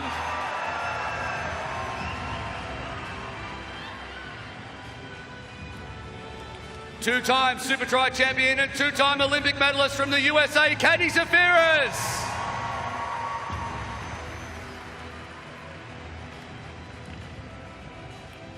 On debut at Supertri E, part of the German under-23 world champion mixed relay team, Tanja Neubert.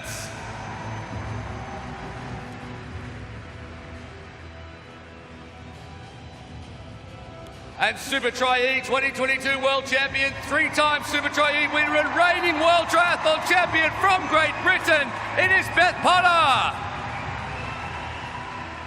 Beth, what an intro. How are you feeling? Yeah, I'm feeling excited, and this is the first race of the season for me, so yeah, looking forward to it. It's yet another Beth Potter, Cassandra Beaugrand matchup. We're talking about Paris in a few months' time. How important is this win? Yeah, I mean, bring it on. Tell me, how are you going to win this one? Transitions have been so strong.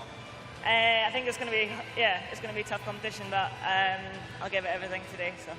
Giving absolutely nothing away. Best of luck. A round of applause for all of our finalists.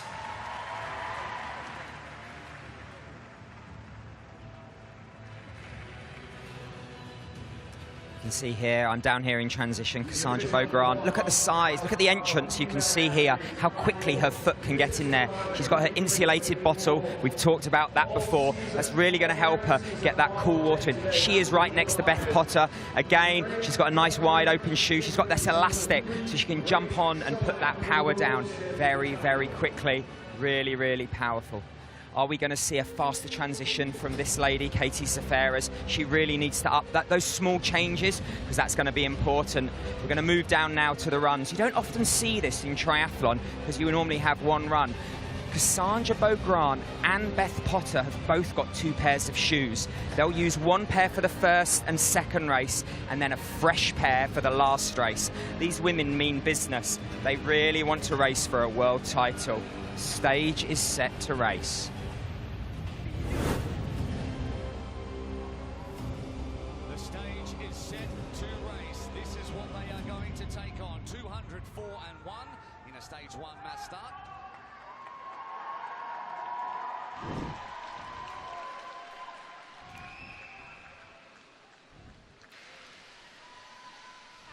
Ten seconds until we get underway. Looking for a clean start and a fair battle. Here we go.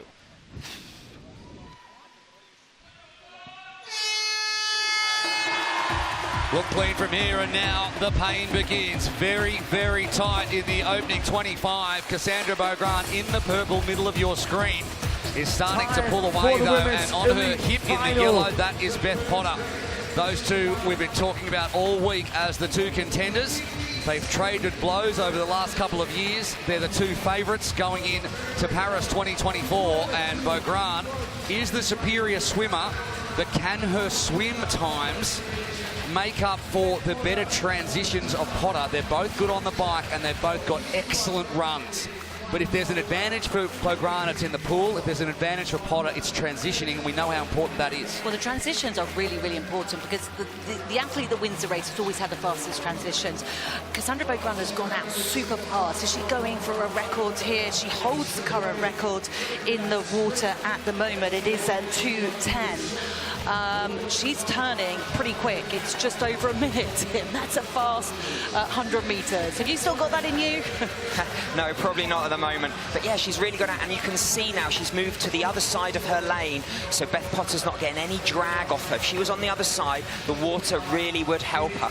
But I know Cassandra Beaugrand has been swimming well in training, but if she goes too hard, too early, she will pay for it come the bike and the run. This is a huge lead she has at this stage in the race. We don't often see an advantage like this when we're not even 3/4 of the way through the swim, as she turns now. We'll get the elapsed time there, around about 1:36 for 150 metres. She is on it. I mean, you know, she really was measured this morning. She didn't win her heat, she didn't need to. She just raced what she needed to do to get into the final. Still early in this grand final here, but I'm really impressed with the lead she's brought out. But again, Beth Potter, she's looking really good in second there. Yeah, what we want to see here is exactly what happens with Beth Potter, who is now neck and neck with Katie Zafiris, who is in lane 3, and then next to her is Lena Meissner of Germany. But who gets to the bike first, and by how far is it Potter over the other 2? Beaugrand's out of the water, probably 3 to 4 seconds now to Potter, who launches herself out. Actually takes a little second longer. Zafiris was out there first, but Potter runs around the outside. She's got less far to run. There she is. She's got less far to run than the other 2 to their bikes, and on she hops. So gets the pedals turning a little bit quicker than Zafiris, who's still trying to get her feet in. And she's rocking and rolling and up into it quickly. Into her work is Potter to try and limit that swim speed of Cassandra Beaugrand. And I believe it was Lena Meissner, wasn't it, who was out in 4th wearing the blue. But a strong start for Cassandra Beaugrand, and Beth Potter looking pretty cool. I think Potter's going to get right up on her there. At the moment, she's over 6 watts a kilo to Beaugrand's 4.5. So she's up in the pedals, and she wants to make sure that Beaugrand does not go anywhere. Beaugrand with a much higher cadence. But, you know, she's got to be such a quality athlete, Cassandra Beaugrand, she's always had so much raw talent, but she's paired it with a real focus in the last, since she moved to Loughborough from Montpellier and trained under Gavin, that she seems to have become a more complete athlete mentally to be able to put it down consistently and deliver on her talent. I think she's actually studying at Loughborough University, and she's living with her boyfriend, who's a British Olympic swimmer, who's going to the games here. And I just think she's a lot calmer this winter. She's actually spent a lot of time in England in this grey, miserable, very wet winter we've had, and I just think it's really brought that grit to her performance. Is that what you're putting it down to? Please. And she normally trains in Montpellier. I mean, Loughborough, Montpellier, but it's working you know what? for her. I'm happy to be in Australia and not have grit. Than to be in the north of England and be filled with grit. But you're not chasing a World Championship title, and Not you yet. never will be. Not yet. Not That's yet. harsh, but Up the there. cobblestones goes Beau Grant first. She's only got about 40 metres. You can see in the background Potter, who's up in the saddle and pushing up that little rise, which is the only real rise or just any real gradient on this course. There's a few little rollers, but that's the only steep gradient. And look at, on the bottom of your screen in the red, Katie Zafiris is just pushing big gears. She's rocking and rolling. Look at those shoulders go. She's really putting her body into the whole generating that power. Beth Potter's closing though on Cassandra Beaugrand. The gap's down to 1 second. On the screen, she won't just be looking at her watts per kilo on the right side. She'll be seeing her avatar in front of her in Zwift. And we know what Potter has achieved in Super E racing. She's so strong, so talented. She's won 3 times before, 2 seconds as well. But she hasn't raced this yet this year after that World Championship title that she took in Pontevedra last year when Beaugrand was second behind her. She has a slight psychological advantage. We've got to watch out for Tanja Neubert because in the heats, she broke the bike record. Sophie Lynn held it at 5:33. Neubert with a 5:31. That's 5.3 watts a kilo. No one else averaged over 5 watts a kilo. So Neubert is pushing up on the top 4. She's put 5 seconds into Cassandra Beaugrand already, so she really is riding well. And I mean, she's not overawed by the fact that we have Olympic medalists, world champions, top 2 in the world around her. Tanja Neubert, a relative unknown compared to these 3 athletes we see at the bottom of their screen. And she is mixing it with them. She is within 100 metres of the lead now, and there is nothing between Beaugrand and Potter. In fact, Potter is pushing up on the back of Cassandra Beaugrand, and that 3 or 4 seconds she had out of the swim has disappeared, and here comes Potter to land the first mental blow. We haven't seen a lot of overtakes so far tonight, and we're about to see the first one if Potter continues to put down the kind of power that she needs to right now. Zafiris is 50 seconds back. You can see her in the back of your shot right there. And only another 30 metres back is Tanja Neubert. So the top 4 close. What's interesting is we're halfway through the bike and she has she's right on her. She's biked 5 seconds quicker than her. Is she going to be able to go past her and put another 5 seconds? Or was her goal just to get in Cassandra's shoulder and say, hey, look, I'm here. You want to beat me? You've got to go neck and neck and let's run. Beaugrand has responded, and she's got a nice high cadence. She's not looking around, but she's looking at that screen, and she'll know exactly where Beth Potter is. She does not want to be overtaken. Meanwhile, Neubert's ticked over 6 watts a kilo, so she is not going anywhere either. Now 75 metres back. Zafira sandwiched in the middle of them as we head out onto the cobbles for the second time.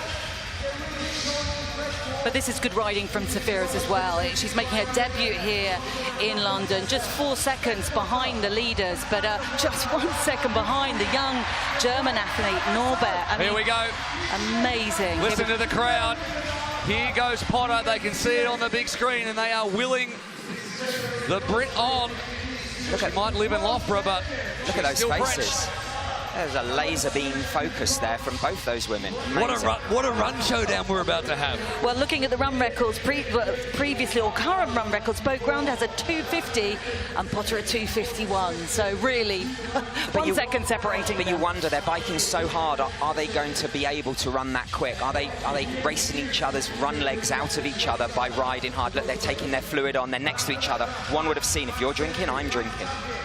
Well, Zafiris and Norbert now neck and neck. They're 5 seconds behind Potter and Beaugrand. 500 metres to go in this one. So we are getting close. Once you hit the park, you know we're getting close. We're going to do a right-hand U-turn, although, of course, they don't have to steer at all. So they can hit it at 45 kilometres an hour, no problem. Although you can steer in Zwift now, thanks to new technology. We don't have it in this one. And Katie Zafiris is really in the hole. Was really pushing hard. Much bigger gear than the others. The cadence is high. Let's see how she runs. As Cassandra's off first. Yep, wow, that was quick. Cassandra's got the jump here. Can she get her shoes on quick enough? Katie Zaferes is right behind them. Not quite as fast. That's where the experience shows. Katie Zaferes has done plenty in Supertri, but she's never been here, and it is a run showdown between probably the two fastest runners in triathlon right now in the women's field, and also the two favourites for Paris, and both of them will want to make sure they land this blow early. Katie Zaferes a little slow getting on her trainers, which allowed Tanja Nober from Germany just to take the advantage on her. So Zaferes just, I think perhaps it's a lack of experience. The speed of transitions here is unlike any other racing in this sport. I think it's that specific experience of racing in Super Tri E. She's done many World Cups, Olympic Games, World titles, but this is so quick. And let's not forget, Super Tri Series champion 2018, 2019, so she knows all about this kind of, multi-changes, but it's very different here in the arena. 20 seconds covering the top 8. At the moment, Bo Grant is half a second ahead of Potter. You can see the two of them in the bottom left, taking the left-hand turn. And then Zaferes and Neubert are both 8 seconds back, stuck together, as well as Potter draws up alongside Bo Grant. Can she take the lead for the first time in the Super Tri E World Championship finals? Bo Grant is not going to let her have that. The two of them are neck and neck through the park. And now 300 metres down, still 700 to go. The one place you can break Cassandra Bo Grant is psychologically. I think she's pretty invincible physiologically, but psychologically, she kind of gets a bit unnerved when she realises she's being pushed. And at the moment, Beth Potter is pushing her, and she looks to me like she's a second or two ahead of her now on the run. Yeah, it's interesting because Bo Grant's run is her major weapon. I mean, her swim is outstanding as well, and she always leads out of the water, but her run is elite, and Beth Potter has gone past her in the park as they pass the halfway mark of this one.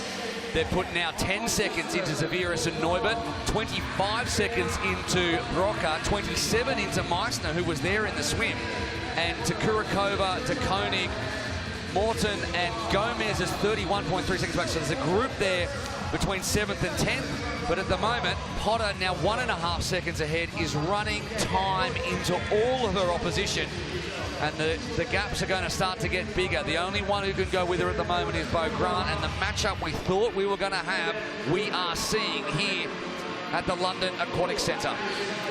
Potter has a psychological advantage. She beat her last year here in London. Okay, Bo Grant won here in London, but it was Potter who came out on top last year. She has that psychological advantage. She has the advantage of beating her in the World Championship Series in the final in Pontevedra. She hasn't seen Potter race this year. She doesn't know what she's got in the tank, but at the moment, 3 seconds now ahead of Bo Grant. This is turning out to be a really interesting run. It is, and Katie Zaferes has gapped Tanja Neubert.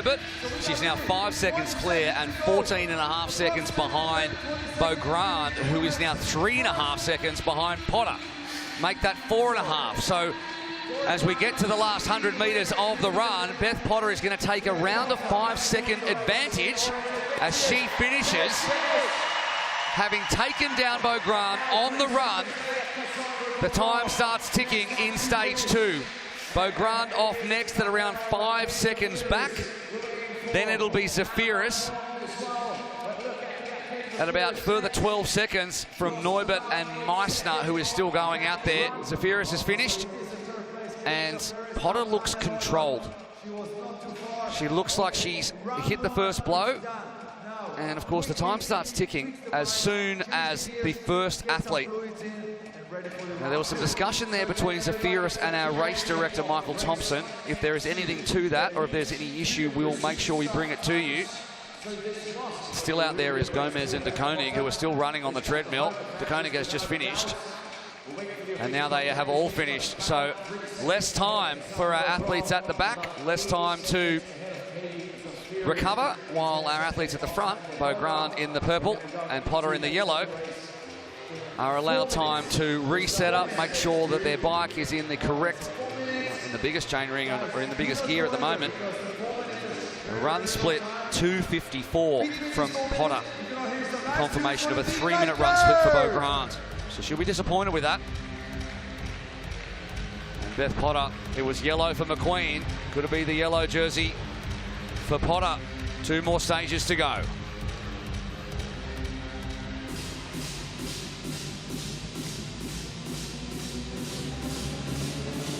Again, it's these small attention to details, getting those elastics up. This is the transition they're not used to doing, from a run to a run. They need to set their bike up, not forgetting to go to the swim start to also get their swim hat and goggles ready, because we don't want to see another mishap like we did in the first race. Katie Zafera's very experienced athlete. Her transitions were markedly improved from the heats this morning. All these women, they're so smooth now at this setup. Let's go and look at the trainers to see which shoes Beth Potter and Cassandra Beaugrand have used. So they've both got their fresh shoes ready for the last race. You can see Cassandra's there. She will take them out of the box after this triathlon. And then Beth Potter's got the same. What they need to remember is at the end of the race, they will be wearing a pair of shoes. The other pair has to be in the box, otherwise there will be a penalty. Beth Potter's here, coming for a warm-up. She's moving everything around. Here we go.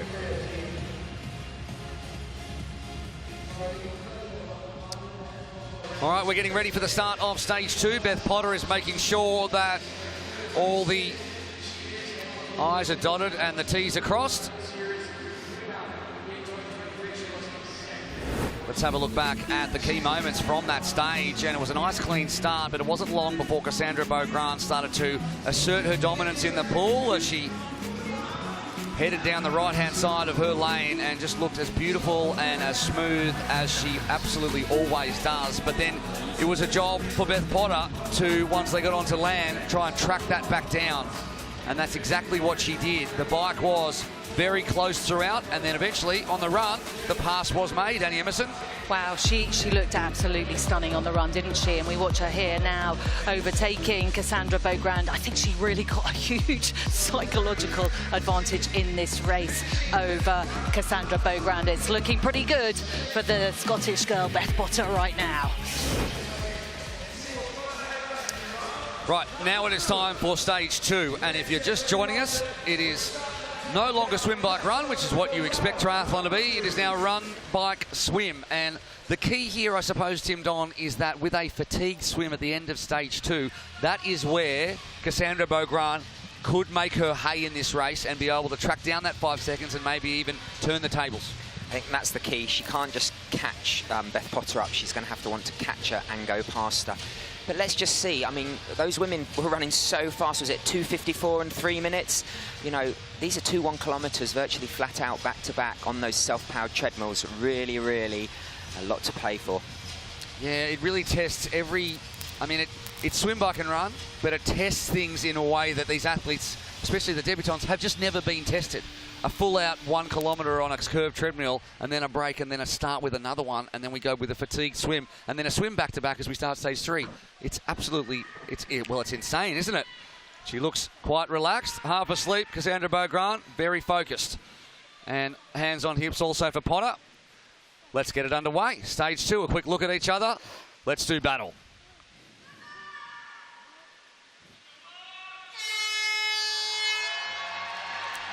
How about that glance between Potter and Beaugrand? Plenty of ice and fire between the two of them. Obviously get on very well, but they know that there's going to be a very big race in 3 months' time in the French capital. And there's going to be plenty. It's going to be interesting, isn't it? It really is. And also, once again, Potter has a psychological advantage because, of course, she won the dress rehearsal race last year there, beating Cassandra Beaugrand. But there's pressure on Beaugrand in Paris, quite obviously. Being a French athlete, everyone is expecting gold from her. And I just hope that she can kind of overcome that. Interesting to see the run times from the last leg there. Potter took 2:54, 6 seconds slower Cassandra Beaugrand. That's a surprise. She's ran a 2:50 before. Well, you think Cassandra Beaugrand comes here and goes, I need to beat Beth Potter on her home turf, where she beat me last year. Yeah. And she beat me on my home turf at the Paris test event. I need to come here and do the job if I'm going to take an edge. But at the moment, it's not shaking out that way. But Beaugrand, well, she's 0.4 of a second ahead over the first 200 metres. There's nothing between them at all.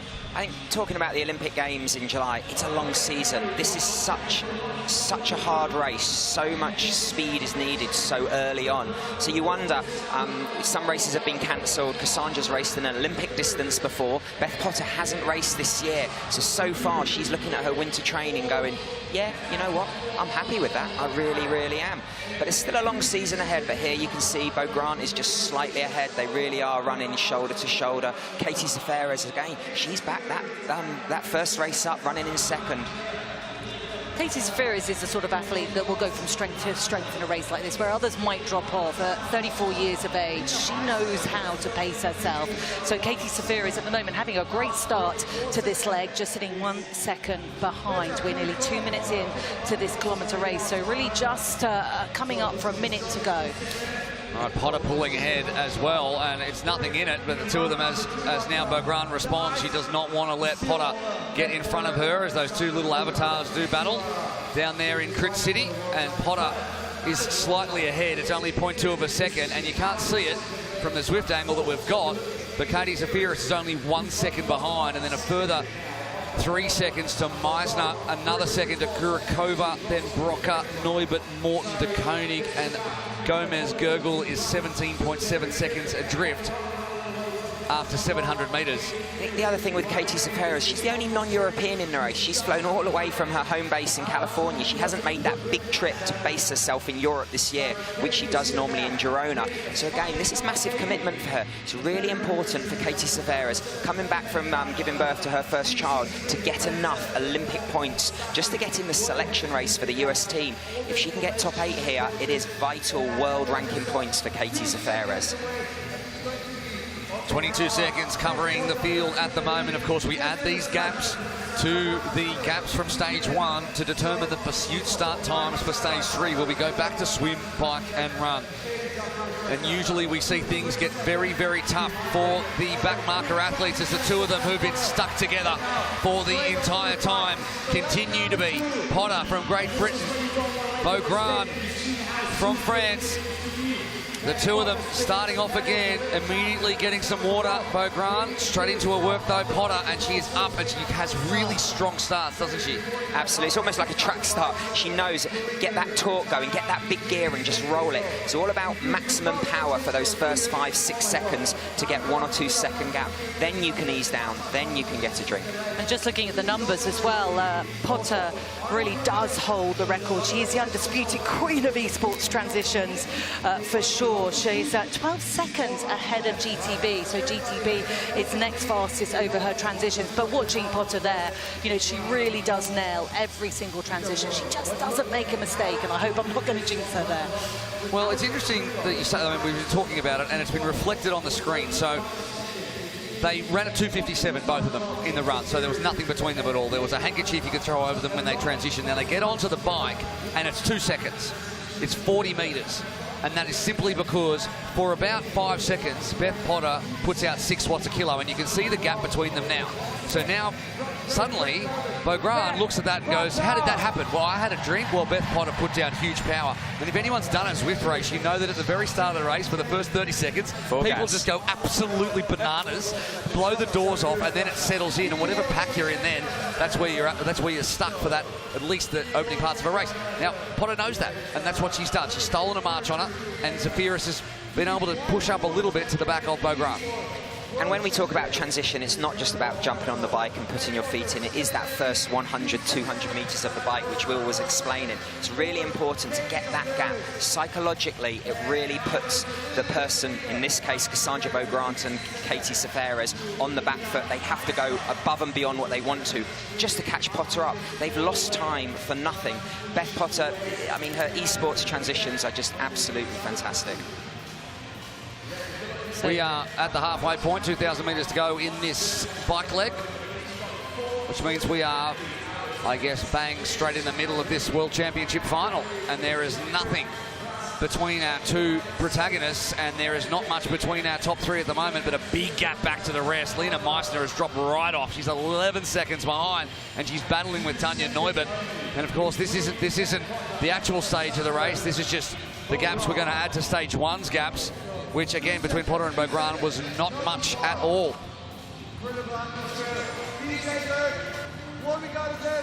Through the rollers they go, and Potter is up. So there's sneaky little rises through this park area. They go up and down, and just getting a little bit up out of the saddle and making sure, because it's difficult to change so quickly the gaps, or the gears, sorry. But you know what? On the first race, within the first 2 kilometres, Beth Potter put 5 seconds into Cassandra Beaugrand because she rode up to her. She's only put 2 in. So maybe Beaugrand is saving something for this all-important second swim. This is where your strength really comes into it. So it'll be interesting to see. And she's not pulling away. You can see 5 watts a kilo, Beaugrand, and then Potter 3.9, still 1 second in it. This is interesting. Tim, give me the lowdown. You can see the cadence on the top of your screen, Potter and Beaugrand. They're both decent cadence. The highest cadence there is obviously Potter, who is like a 90 cadence. But look at Katie Zafiris down the bottom, is just grinding the big gear. Why and what is better, or is it just a different athlete thing? Absolutely just a different athlete. That's a great shot there. Beth Potter likes to float. She likes to get out the saddle. You know, Katie Zafiris, look, she's out the saddle, but you can see she's really leaning over, really driving her body weight through those pedals. With the higher cadence from Cassandra Beaugrand and Beth Potter, it's just different techniques. It's just what you're used to. Having longer limbs, you often have a higher cadence because you've got more range to talk. Was Zafiris more of a strength athlete, slightly heavier, could push harder on the pedals and try and grind it out in a bigger gear, I suppose? And there's an argument to say you can say you keep your heart rate down by pushing a bigger gear as well with a lower cadence, which is obviously what absolutely suits Katie Zafiris. It does, yeah. And she's an absolute powerhouse, right? So it's absolutely normal to see her with a lot lower cadence to someone like Potter and Cassandra Beaugrand, but yeah, are completely different riders. Well, 1 second between them as they head up the cobbles, which means that there's roughly about 1.3 or 1.4 kilometres to go in this bike, and then they will head into that swim. Now, Potter needs to get into the water ahead of Beaugrand if she is going to try to limit the damage of what Beaugrand can deliver in that 200-metre swim. Now, she needs to wipe out Beaugrand, a 5-second advantage from stage 1 for Potter. What's interesting is Cassandra Beaugrand seems to be drinking more than all the other athletes. She's really either really hot, which I'm sure we all are in here, but she's thinking about that recovery. You know, she's telling us probably got some carbohydrate drink, maybe even some caffeine in there, because I mean it's nearly half past 8 here in London. So this is a late race for these women. It really is. Completely different to anything they're used to in almost every aspect. You know, some of them would have done an indoor race only a few weeks ago, but most of them haven't done anything like this under the lights at 8:30 at night. It's hot and humid in here. 500 metres to go in this bike as they go through the park again. Now Beaugrand's got Potter in her sights. The gap is now under 1 second. Zafiris is 7 seconds back. Neubert has managed to gap Meisner, and the two of them are looking at each other. Did you see that? I saw that. Oh, Potter's looking over and thinking, this is it. Now Beaugrand is responding. Look at the screen. Beaugrand wants to finish this one first. She's not going to. The two of them are looking at each other, and Zafiris is sitting in the wings. Now they're going to have to loosen their shoes. You can see Beth Potter's shoes are done up. Cassandra's look like they're quite loose. There's one shoe. One goes off. One goes off. She's off. Another one out. The two of them are together. It's exactly what it was in the last transition. Now it's time for goggles on. It's time for swim cap on. It's time to get in the water and have a head-to-head in the pool in front of this crowd here in London. And Potter's going to get in first like she always does. Now let's see. Now if I was Cassandra Beaugrand, I'd go to the opposite side like she's done, so there's no chance when she passes. And I say when, maybe she won't, but if she passes Beth Potter, she won't get her draft. Katie Zafiris, a great transition. She's just out of shot there. You can just see her hands there. Look at that. Cassandra Beaugrand is already alongside Beth Potter. Beth Potter has to go with her. She has to go with her. 5 seconds, so there's 5 seconds in the bank for Beth Potter from stage 1. There is 150 metres to go in stage 2. They are going to touch together, but at the moment virtually Potter is 5 seconds clear ahead of stage 3, so we need Beaugrand, if they're going to finish level at least, to steal 5 seconds on Potter. But the two of them, well, they look like a mirror image of each other. Beth Potter's upped her game. She has not been overtaken yet by Cassandra Beaugrand. If I was Cassandra, I'd move away from the lane road. If I was Beth Potter, I'd be getting on it because Cassandra was moving quicker. Beth Potter's breathing bilateral. Oh no, she breathes to her right, but every so often she's flicking to her left just to see where Cassandra is. This will be a big boost for Potter, having turned at the 100 halfway point. Massive. And still be in the lead. And you can't see it, but in she's pulling away. In the opposite corners of the pool, there are 2 lifeguards. No, there's 4 lifeguards. When has a lifeguard been less required than when you've got 2 of the best swimmers in the sport? head-to-head, and with about 75 metres to go, I think Potter is still, as they head down towards our commentary position, just ahead. No. Yeah. It's Beau Grant. Well, it's tough to see from that camera angle, but they're going to touch basically at the same time. No, Potter is in front. To the feet. This is such confidence for Beth Potter. We know in the previous swim in the first round, she lost 5 seconds to Cassandra Beau Grant. Here, she's lost maybe 2 seconds because she dived in first.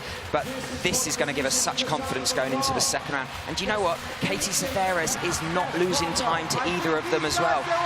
As much as Cassandra's taking the lead now, it's not going to be enough to close that 5-second deficit. What a race. What a show we have here in London at the finals. They're going to touch at the same time just about, and they do. And I think it was Potter just who manages to hold off Beau Grant. And that is a big boost for Beth Potter in her home race. She will start 5 seconds roughly ahead of Beau Grant in the pursuit start as they get ready to go again. Look at that. Cassandra was straight out getting ready.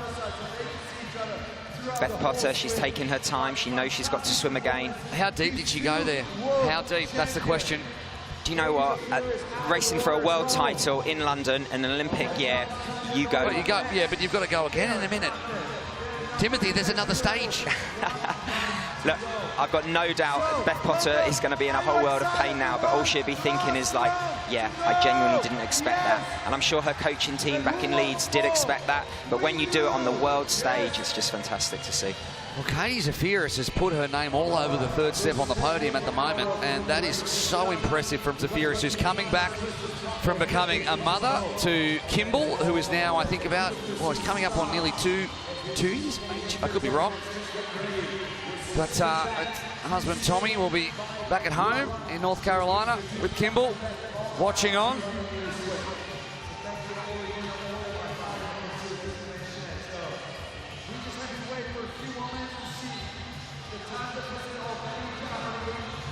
Cassandra, nothing separating you two. How are you feeling at this stage with one leg to go? I mean, that's not easy, so I will just see, like, I feel better than the heat. I don't know, we'll see. You're still looking very, very relaxed. You've got slight advantage on the run. What happened there on the first run? Were you just holding something back on the first run? I can't hear. She can't hear. Well, let Cassandra go. It is very, very noisy in this arena. That's what we want, though, isn't it? Tons of noise in the arena as, again, it's an American, it's a French woman, and it's a Brit. Just like we had Maxime Huber-Moosbrugger, we had Chase McQueen, and we had Max Stapley. Cream rising to the top, the big triathlon nations making sure they are in this one. And Katie Zaferes has been very impressive.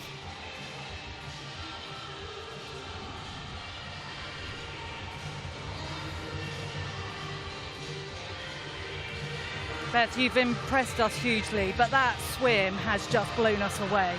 Yeah, I needed to stay. I needed to stay as close as possible. So, yeah, just had her in the corner of my eye and just try to keep her there. You're still absolutely neck and neck. How are you feeling psychologically? Yeah, I'm feeling good. Yeah, I'm looking forward to the last stage.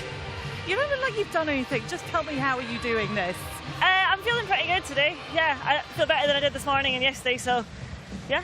I think I'll give it a good go this round. We're going to let you go down to your start. It is the final leg. Good luck, Beth. All right, let's take a look back. Oh, I can't even speak. I'm too excited. Let's take a look back at what happened in stage 2. And Beau Grant, Potter, well, basically Beau Grant and Potter just went head-to-head the entire time, and there was nothing between them. Katie Zaferes sat there in the background and just did her work. Potter now putting down the power early, stealing a little bit, having a look at each other, the two of them. She was into the water first, Beth Potter at the back end of that one, and we all were like, well, how many seconds is Beau Grant going to take on her? Nothing, not a bit. Absolutely nothing. I mean, as she said, she didn't feel so good yesterday. She had one of the swims of her career, and this is the time to have it. Because what are they doing now? They're going back in the water, and she has an advantage of approximately 5 seconds. We will see when we get the splits up on the screen.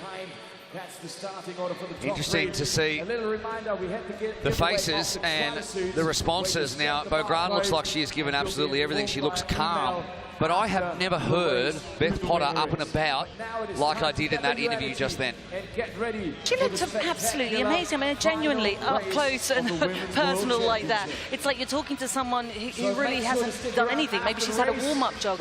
Cassandra Beaugrand, unfortunately, she couldn't hear me, but I think the general consensus there is she's very chilled and she's still feeling pretty cool, pretty relaxed, and that's great for Cassandra. All right, confirmation. There's 4 athletes within the top minute, if you don't mind. So Beth Potter might be nearly out of the water by the time Marlene Gomez-Gurgel gets in the water at 1:51, but the important split is 5 seconds between Potter and Beaugrand. Katie Zafiris will have a lonely old swim. Tanya Neubert is really acquitting herself incredibly well as the athlete with probably the least amount of experience in the field. She's only young. Lena Meister's been here and done it before. And then it's Broka, Kurakova, Morton are all close relatively from De Koning, and then Marlene Gomez-Gurgel last of all in this pursuit start. It's going to be a long wait for her. But there is only about 11 to 12 minutes between these women and a World Championship title, and Beth Potter looks like she is having fun out there. Nobody else is having any fun at all. Can we bet against Potter at this point? No, I'm money on Potter. I'd say it's not over till it's over. It's never over till it's over. 10 seconds, let's go.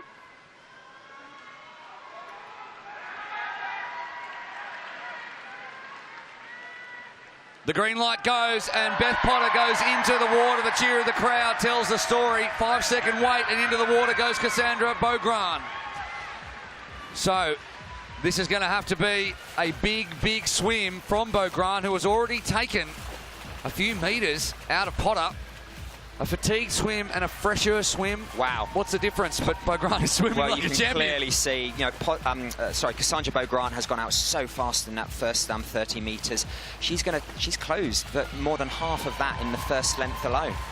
Technically, she's just so good, so smooth on the entry there, just a little bit more streamlined, and she's catching more water. Incredible. They're just about neck and neck, so that 5-second advantage that Potter had has gone. It's not gone yet, because what happened last time in the last race is Cassandra swam up to her, but she couldn't get past her. And if the same happens here, Beth Potter will be licking her lips because she was running so well in those first 2 rounds. She was indeed, and there is just no one else in the pool. Katie Zafiris is in the pool as she turns at the far end. But the two of them are just putting on a class here in London. And Potter responds, so it's the same thing that's kind of happened there over the last 50. She's got to the feet, she's got to one length, and then sat there. There's an argument to say she could go out too hard and then you pay slightly the price. I mean, technically, she's such a great swimmer. Now she's starting to move up to neck and neck.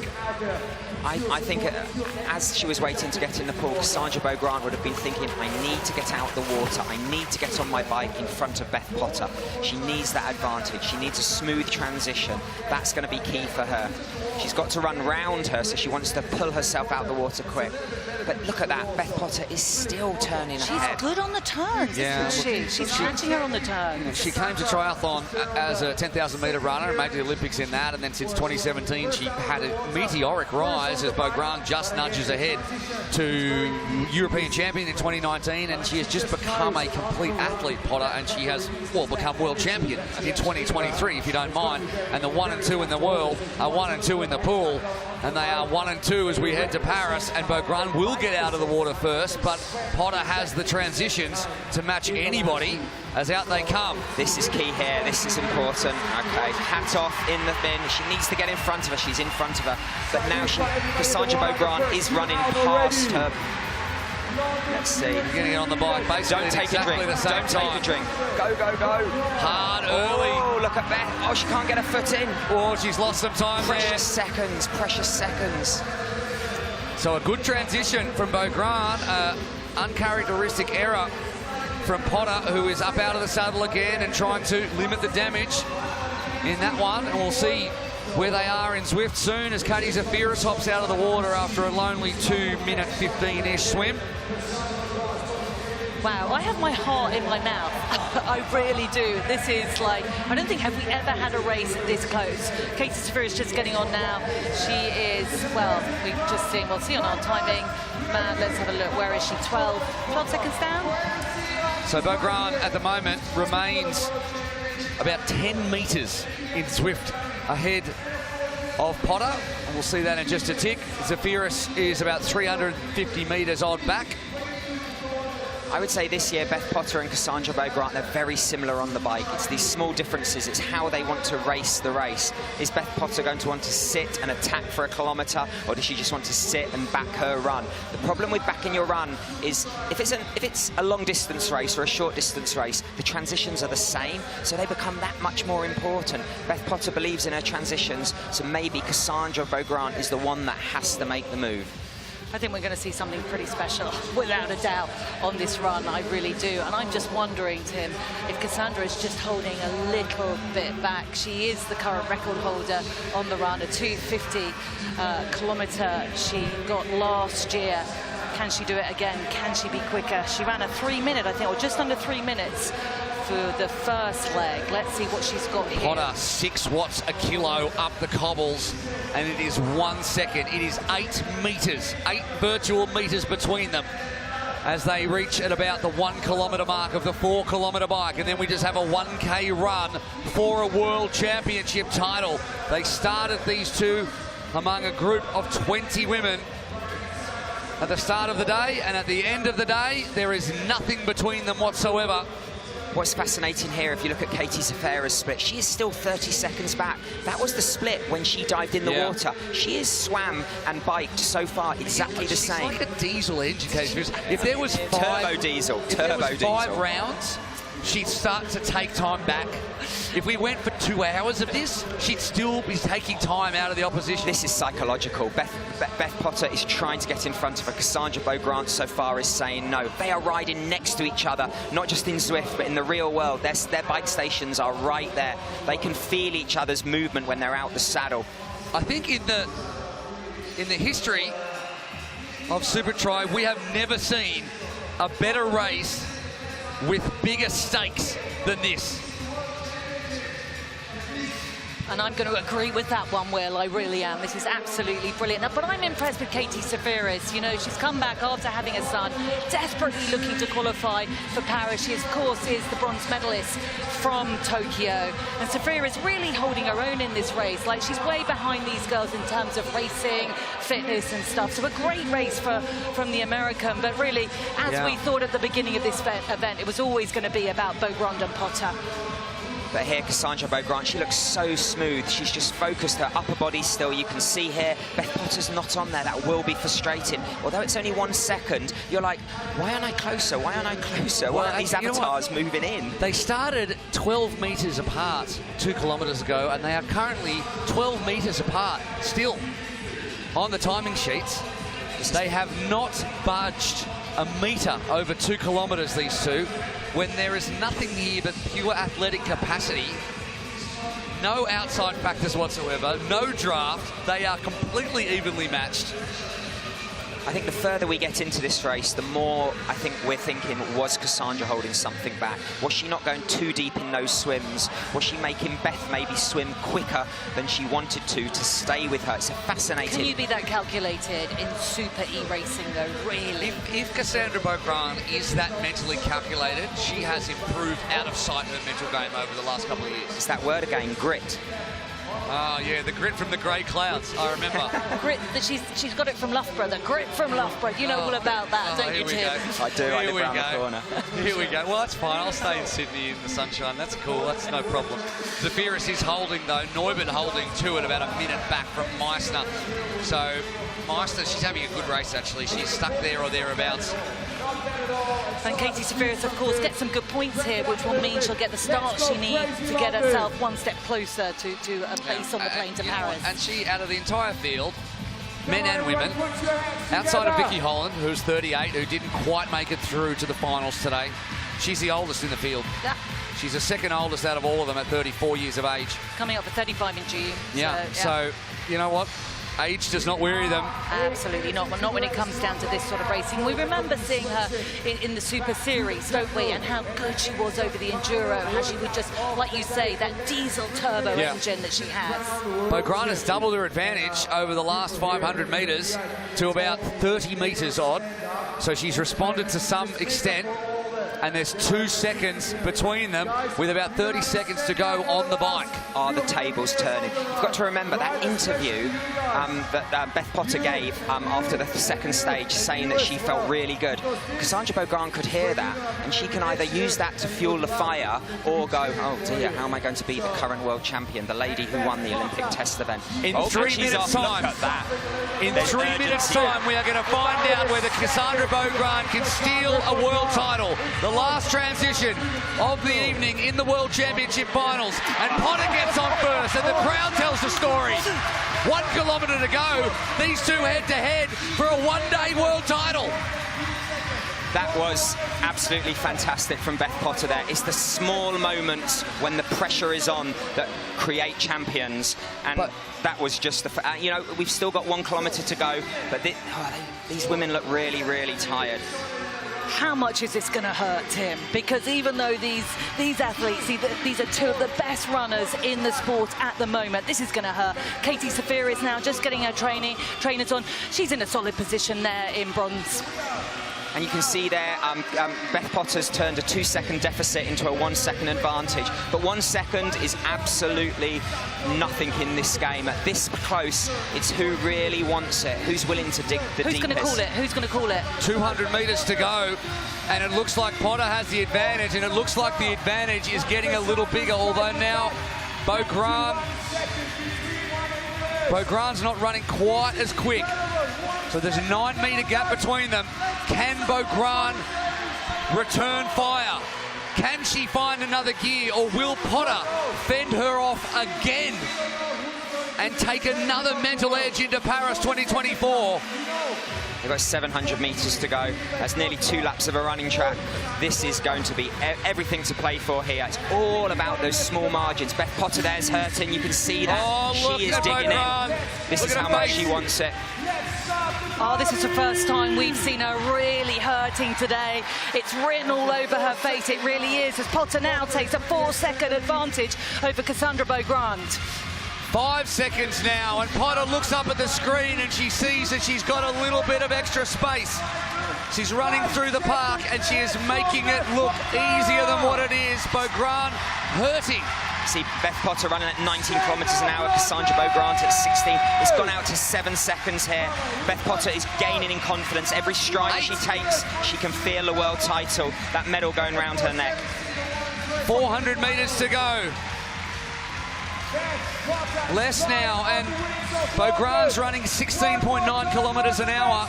Potter running 19.2. She's extending that gap, and I think Cassandra Beaugrand has broken. You almost think it's ballooned out so much that Cassandra Beaugrand is satisfied or not. I mean, second in the world, you know, I wouldn't say satisfied. The current world champion. She was pipped at the end of last year for the World Championship title for World Triathlon, and she's going to be pipped here again. And Beth Potter is going to ride a wave of home support all the way to another World Championship. She won the title alongside Alex Yee in 2022 in Singapore. She relinquished it to Sophie Lin in 2023. And in 2024, with 100 metres to go, she is getting faster and faster and faster. And here comes the finish, and here is your world champion. It is Beth Potter. That meant a lot for Beth Potter. Her second world title in less than 6 months, going into an Olympic Games, beating the French hopeful and world number 2. This is what we wanted to see, the best in the world, taking it down to the wire. Beth Potter has not been pushed like that in this format.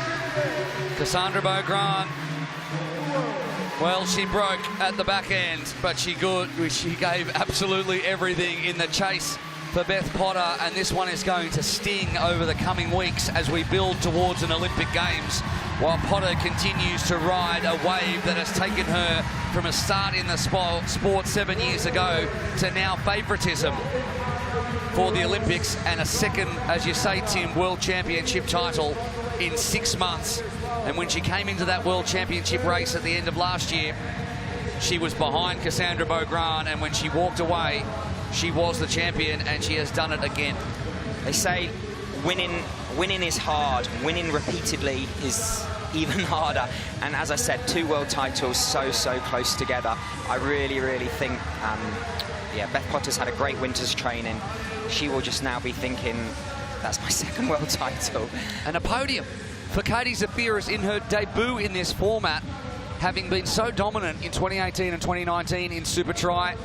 Gone off to, oh, and I think we've got an injury. Well, I think it looked like Cassandra Beaugrand was holding her left calf there.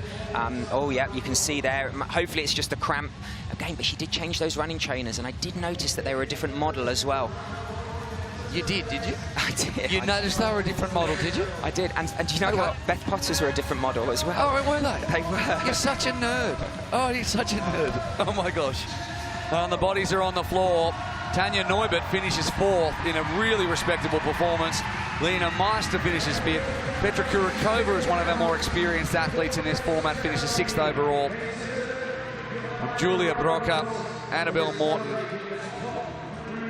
And the Germans, what was it, 3 in the top 7? Something like that. Looking good for a team relay. Looking good for a team relay there. When they do have a very good under-23 mixed team relay team. I think, you know, maybe that it seems okay, the calf, but it's the mental game which is going to take some work. See Beth. Please stop filming me. Anyway, let's look at the key moments, and it was a 5-second gap back at the start of the stage, and a beautiful start from Beaugrand. They were absolutely neck and neck, and I mean, they were best mates all the way through, weren't they? Cassandra Beaugrand's transitions here was absolutely awesome. You can see both feet in. You can see here Beth Potter. That's all it takes. Yeah, just but she recovers, but she's out the saddle. Oh, you can see how hot it is here. Katie Zafiris, she is rocking and rolling. She's thinking, I want that podium. Has she been on the podium at this level? Has she won a world title or podium 2nd or 3rd? I think this could be her first global medal. Who? Katie Zafiris. For supertri E? For triathlon. Oh, look at that. That is a smile of relief. I think winter training worked. It has indeed.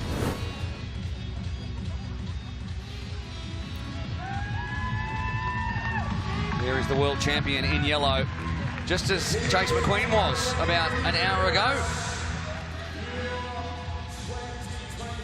And Cassandra Beaugrand goes to the drawing board. Katie Zafiris starts thinking about, can she feature in Paris? She jumped in there at the last minute over Taylor Spivey in 2021. I think the hardest thing for her is getting on that plane. There's such depth in the American women at the moment. That's what I mean, yeah. But all she can do is race the race in front of her, and finishing 3rd at the World Championship is definitely the right way to stay.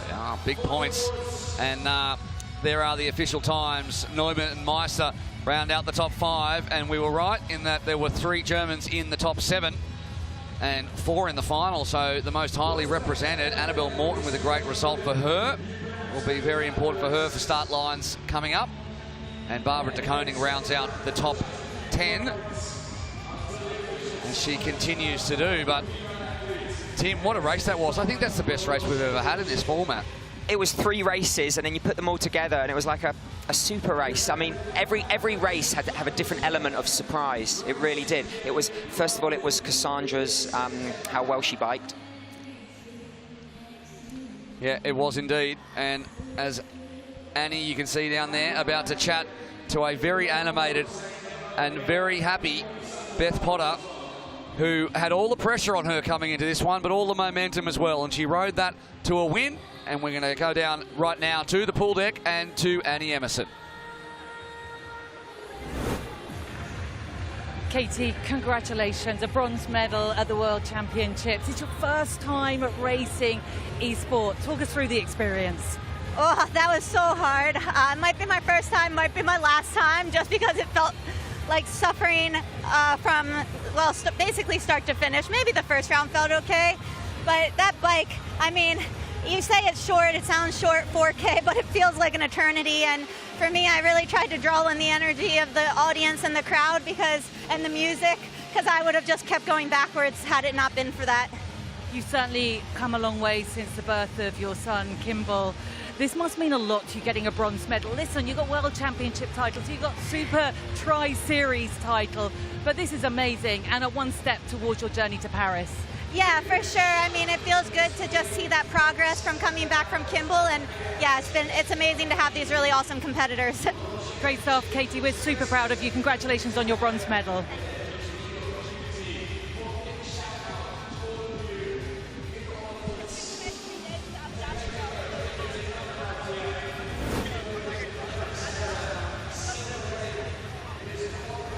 Cassandra, congratulations on a silver medal. Beth Potter is proving to be a very tricky competitor, though, for you. Yeah, it was very tight until the end, so I tried my best and push my strength at the moment. So it's more the swim, so I tried to push my swim at the last bit and try to keep a bit for the last rounds. But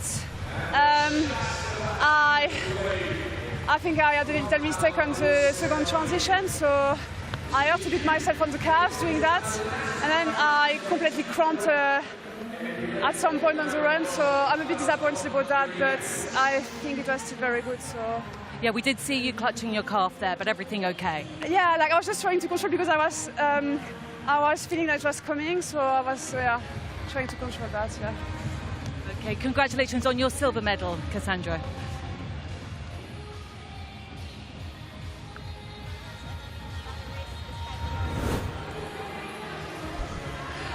Beth, what can I say? What an incredible result. Your second world title at Esports. But what has it been like with this crowd roaring you home? Yeah, I mean, this is my season opener today, so yeah, I didn't really know where the form was at, and yeah, just really, really happy to take the win. It looked hugely tactical for us as commentators in the end. Yeah, I think I just didn't go too hard on that third swim because I knew, yeah, if it was we were neck and neck, so it was going to come down to who was just strongest over the last K, and yeah, just biding my time. And were you thinking that you were going to be set for a much tougher battle in that last kilometre? I really don't know, to be honest. Like it's early season and I haven't raced, and everyone else has raced now, so I wasn't sure where I was going to be at. And you know, I've not done a lot of short, faster running. I've been focusing on the longer stuff. So yeah, I'm really pleased with where that's at, just off kind of strength. Beth Potter, you are the world champion for a second time here, and you've done it in London on home soil. Congratulations. Thank you, thanks. She said she felt good and she delivered when it counted, and in fact she had a 2:55 run split at the back end to Beaugrand's 3:21, if you can believe that. She ran it all the way home, but all the hard work was done in the lead up to that, and Beth Potter, she did it in 2022 in the extreme heat of Singapore alongside Alex G, and she did it again here in what is actually pretty extreme heat here in London inside the London Aquatic Centre. What a race and what a championship from Beth Potter. Powered by Zwift. Please welcome the athletes. The trophies will be presented by the first Vice President of World Triathlon, Ian Howard. In third place, your bronze medalist, representing the United States of America, Katie Zafiris.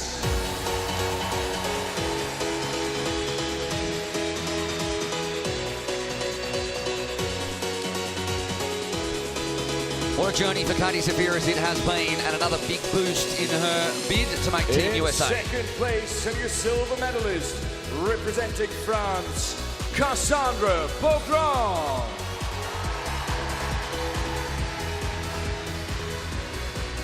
A big cheer for Beaugrand, the crowd recognising her supreme class, and she will be such a threat coming into Paris. In first place, your gold medalist in supertri World Triathlon Champion, representing Great Britain, Beth Potter.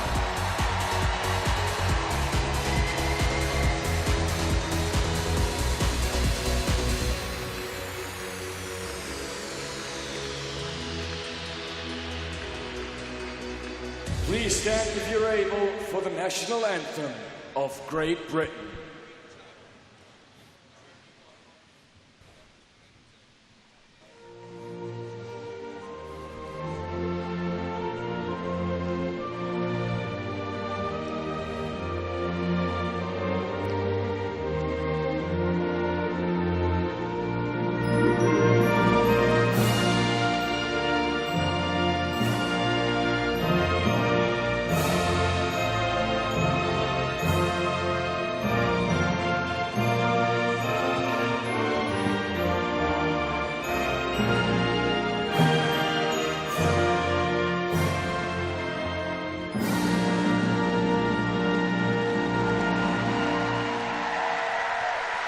One more time, everybody. Your supertri E World Champion, Beth Potter!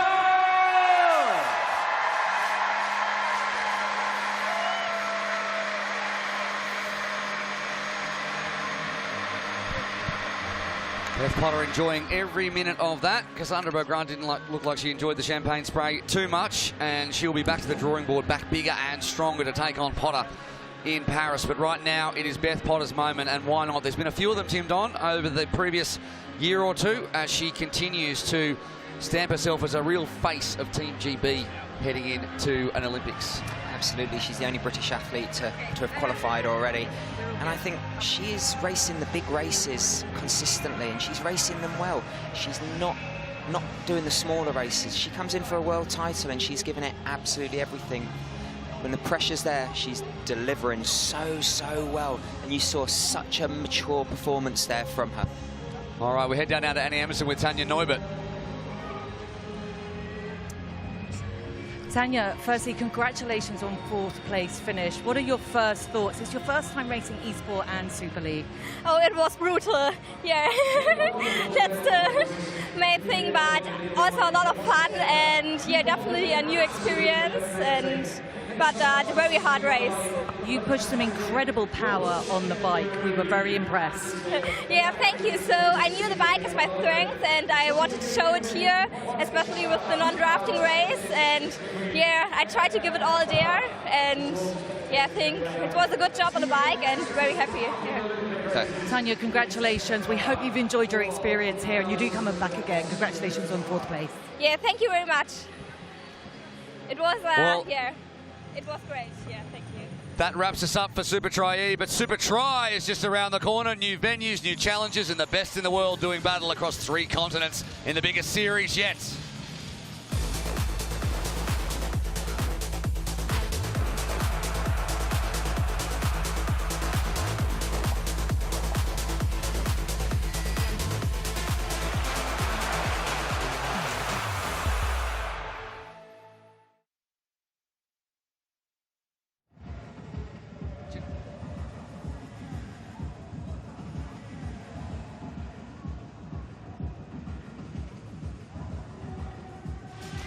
It is bye for now.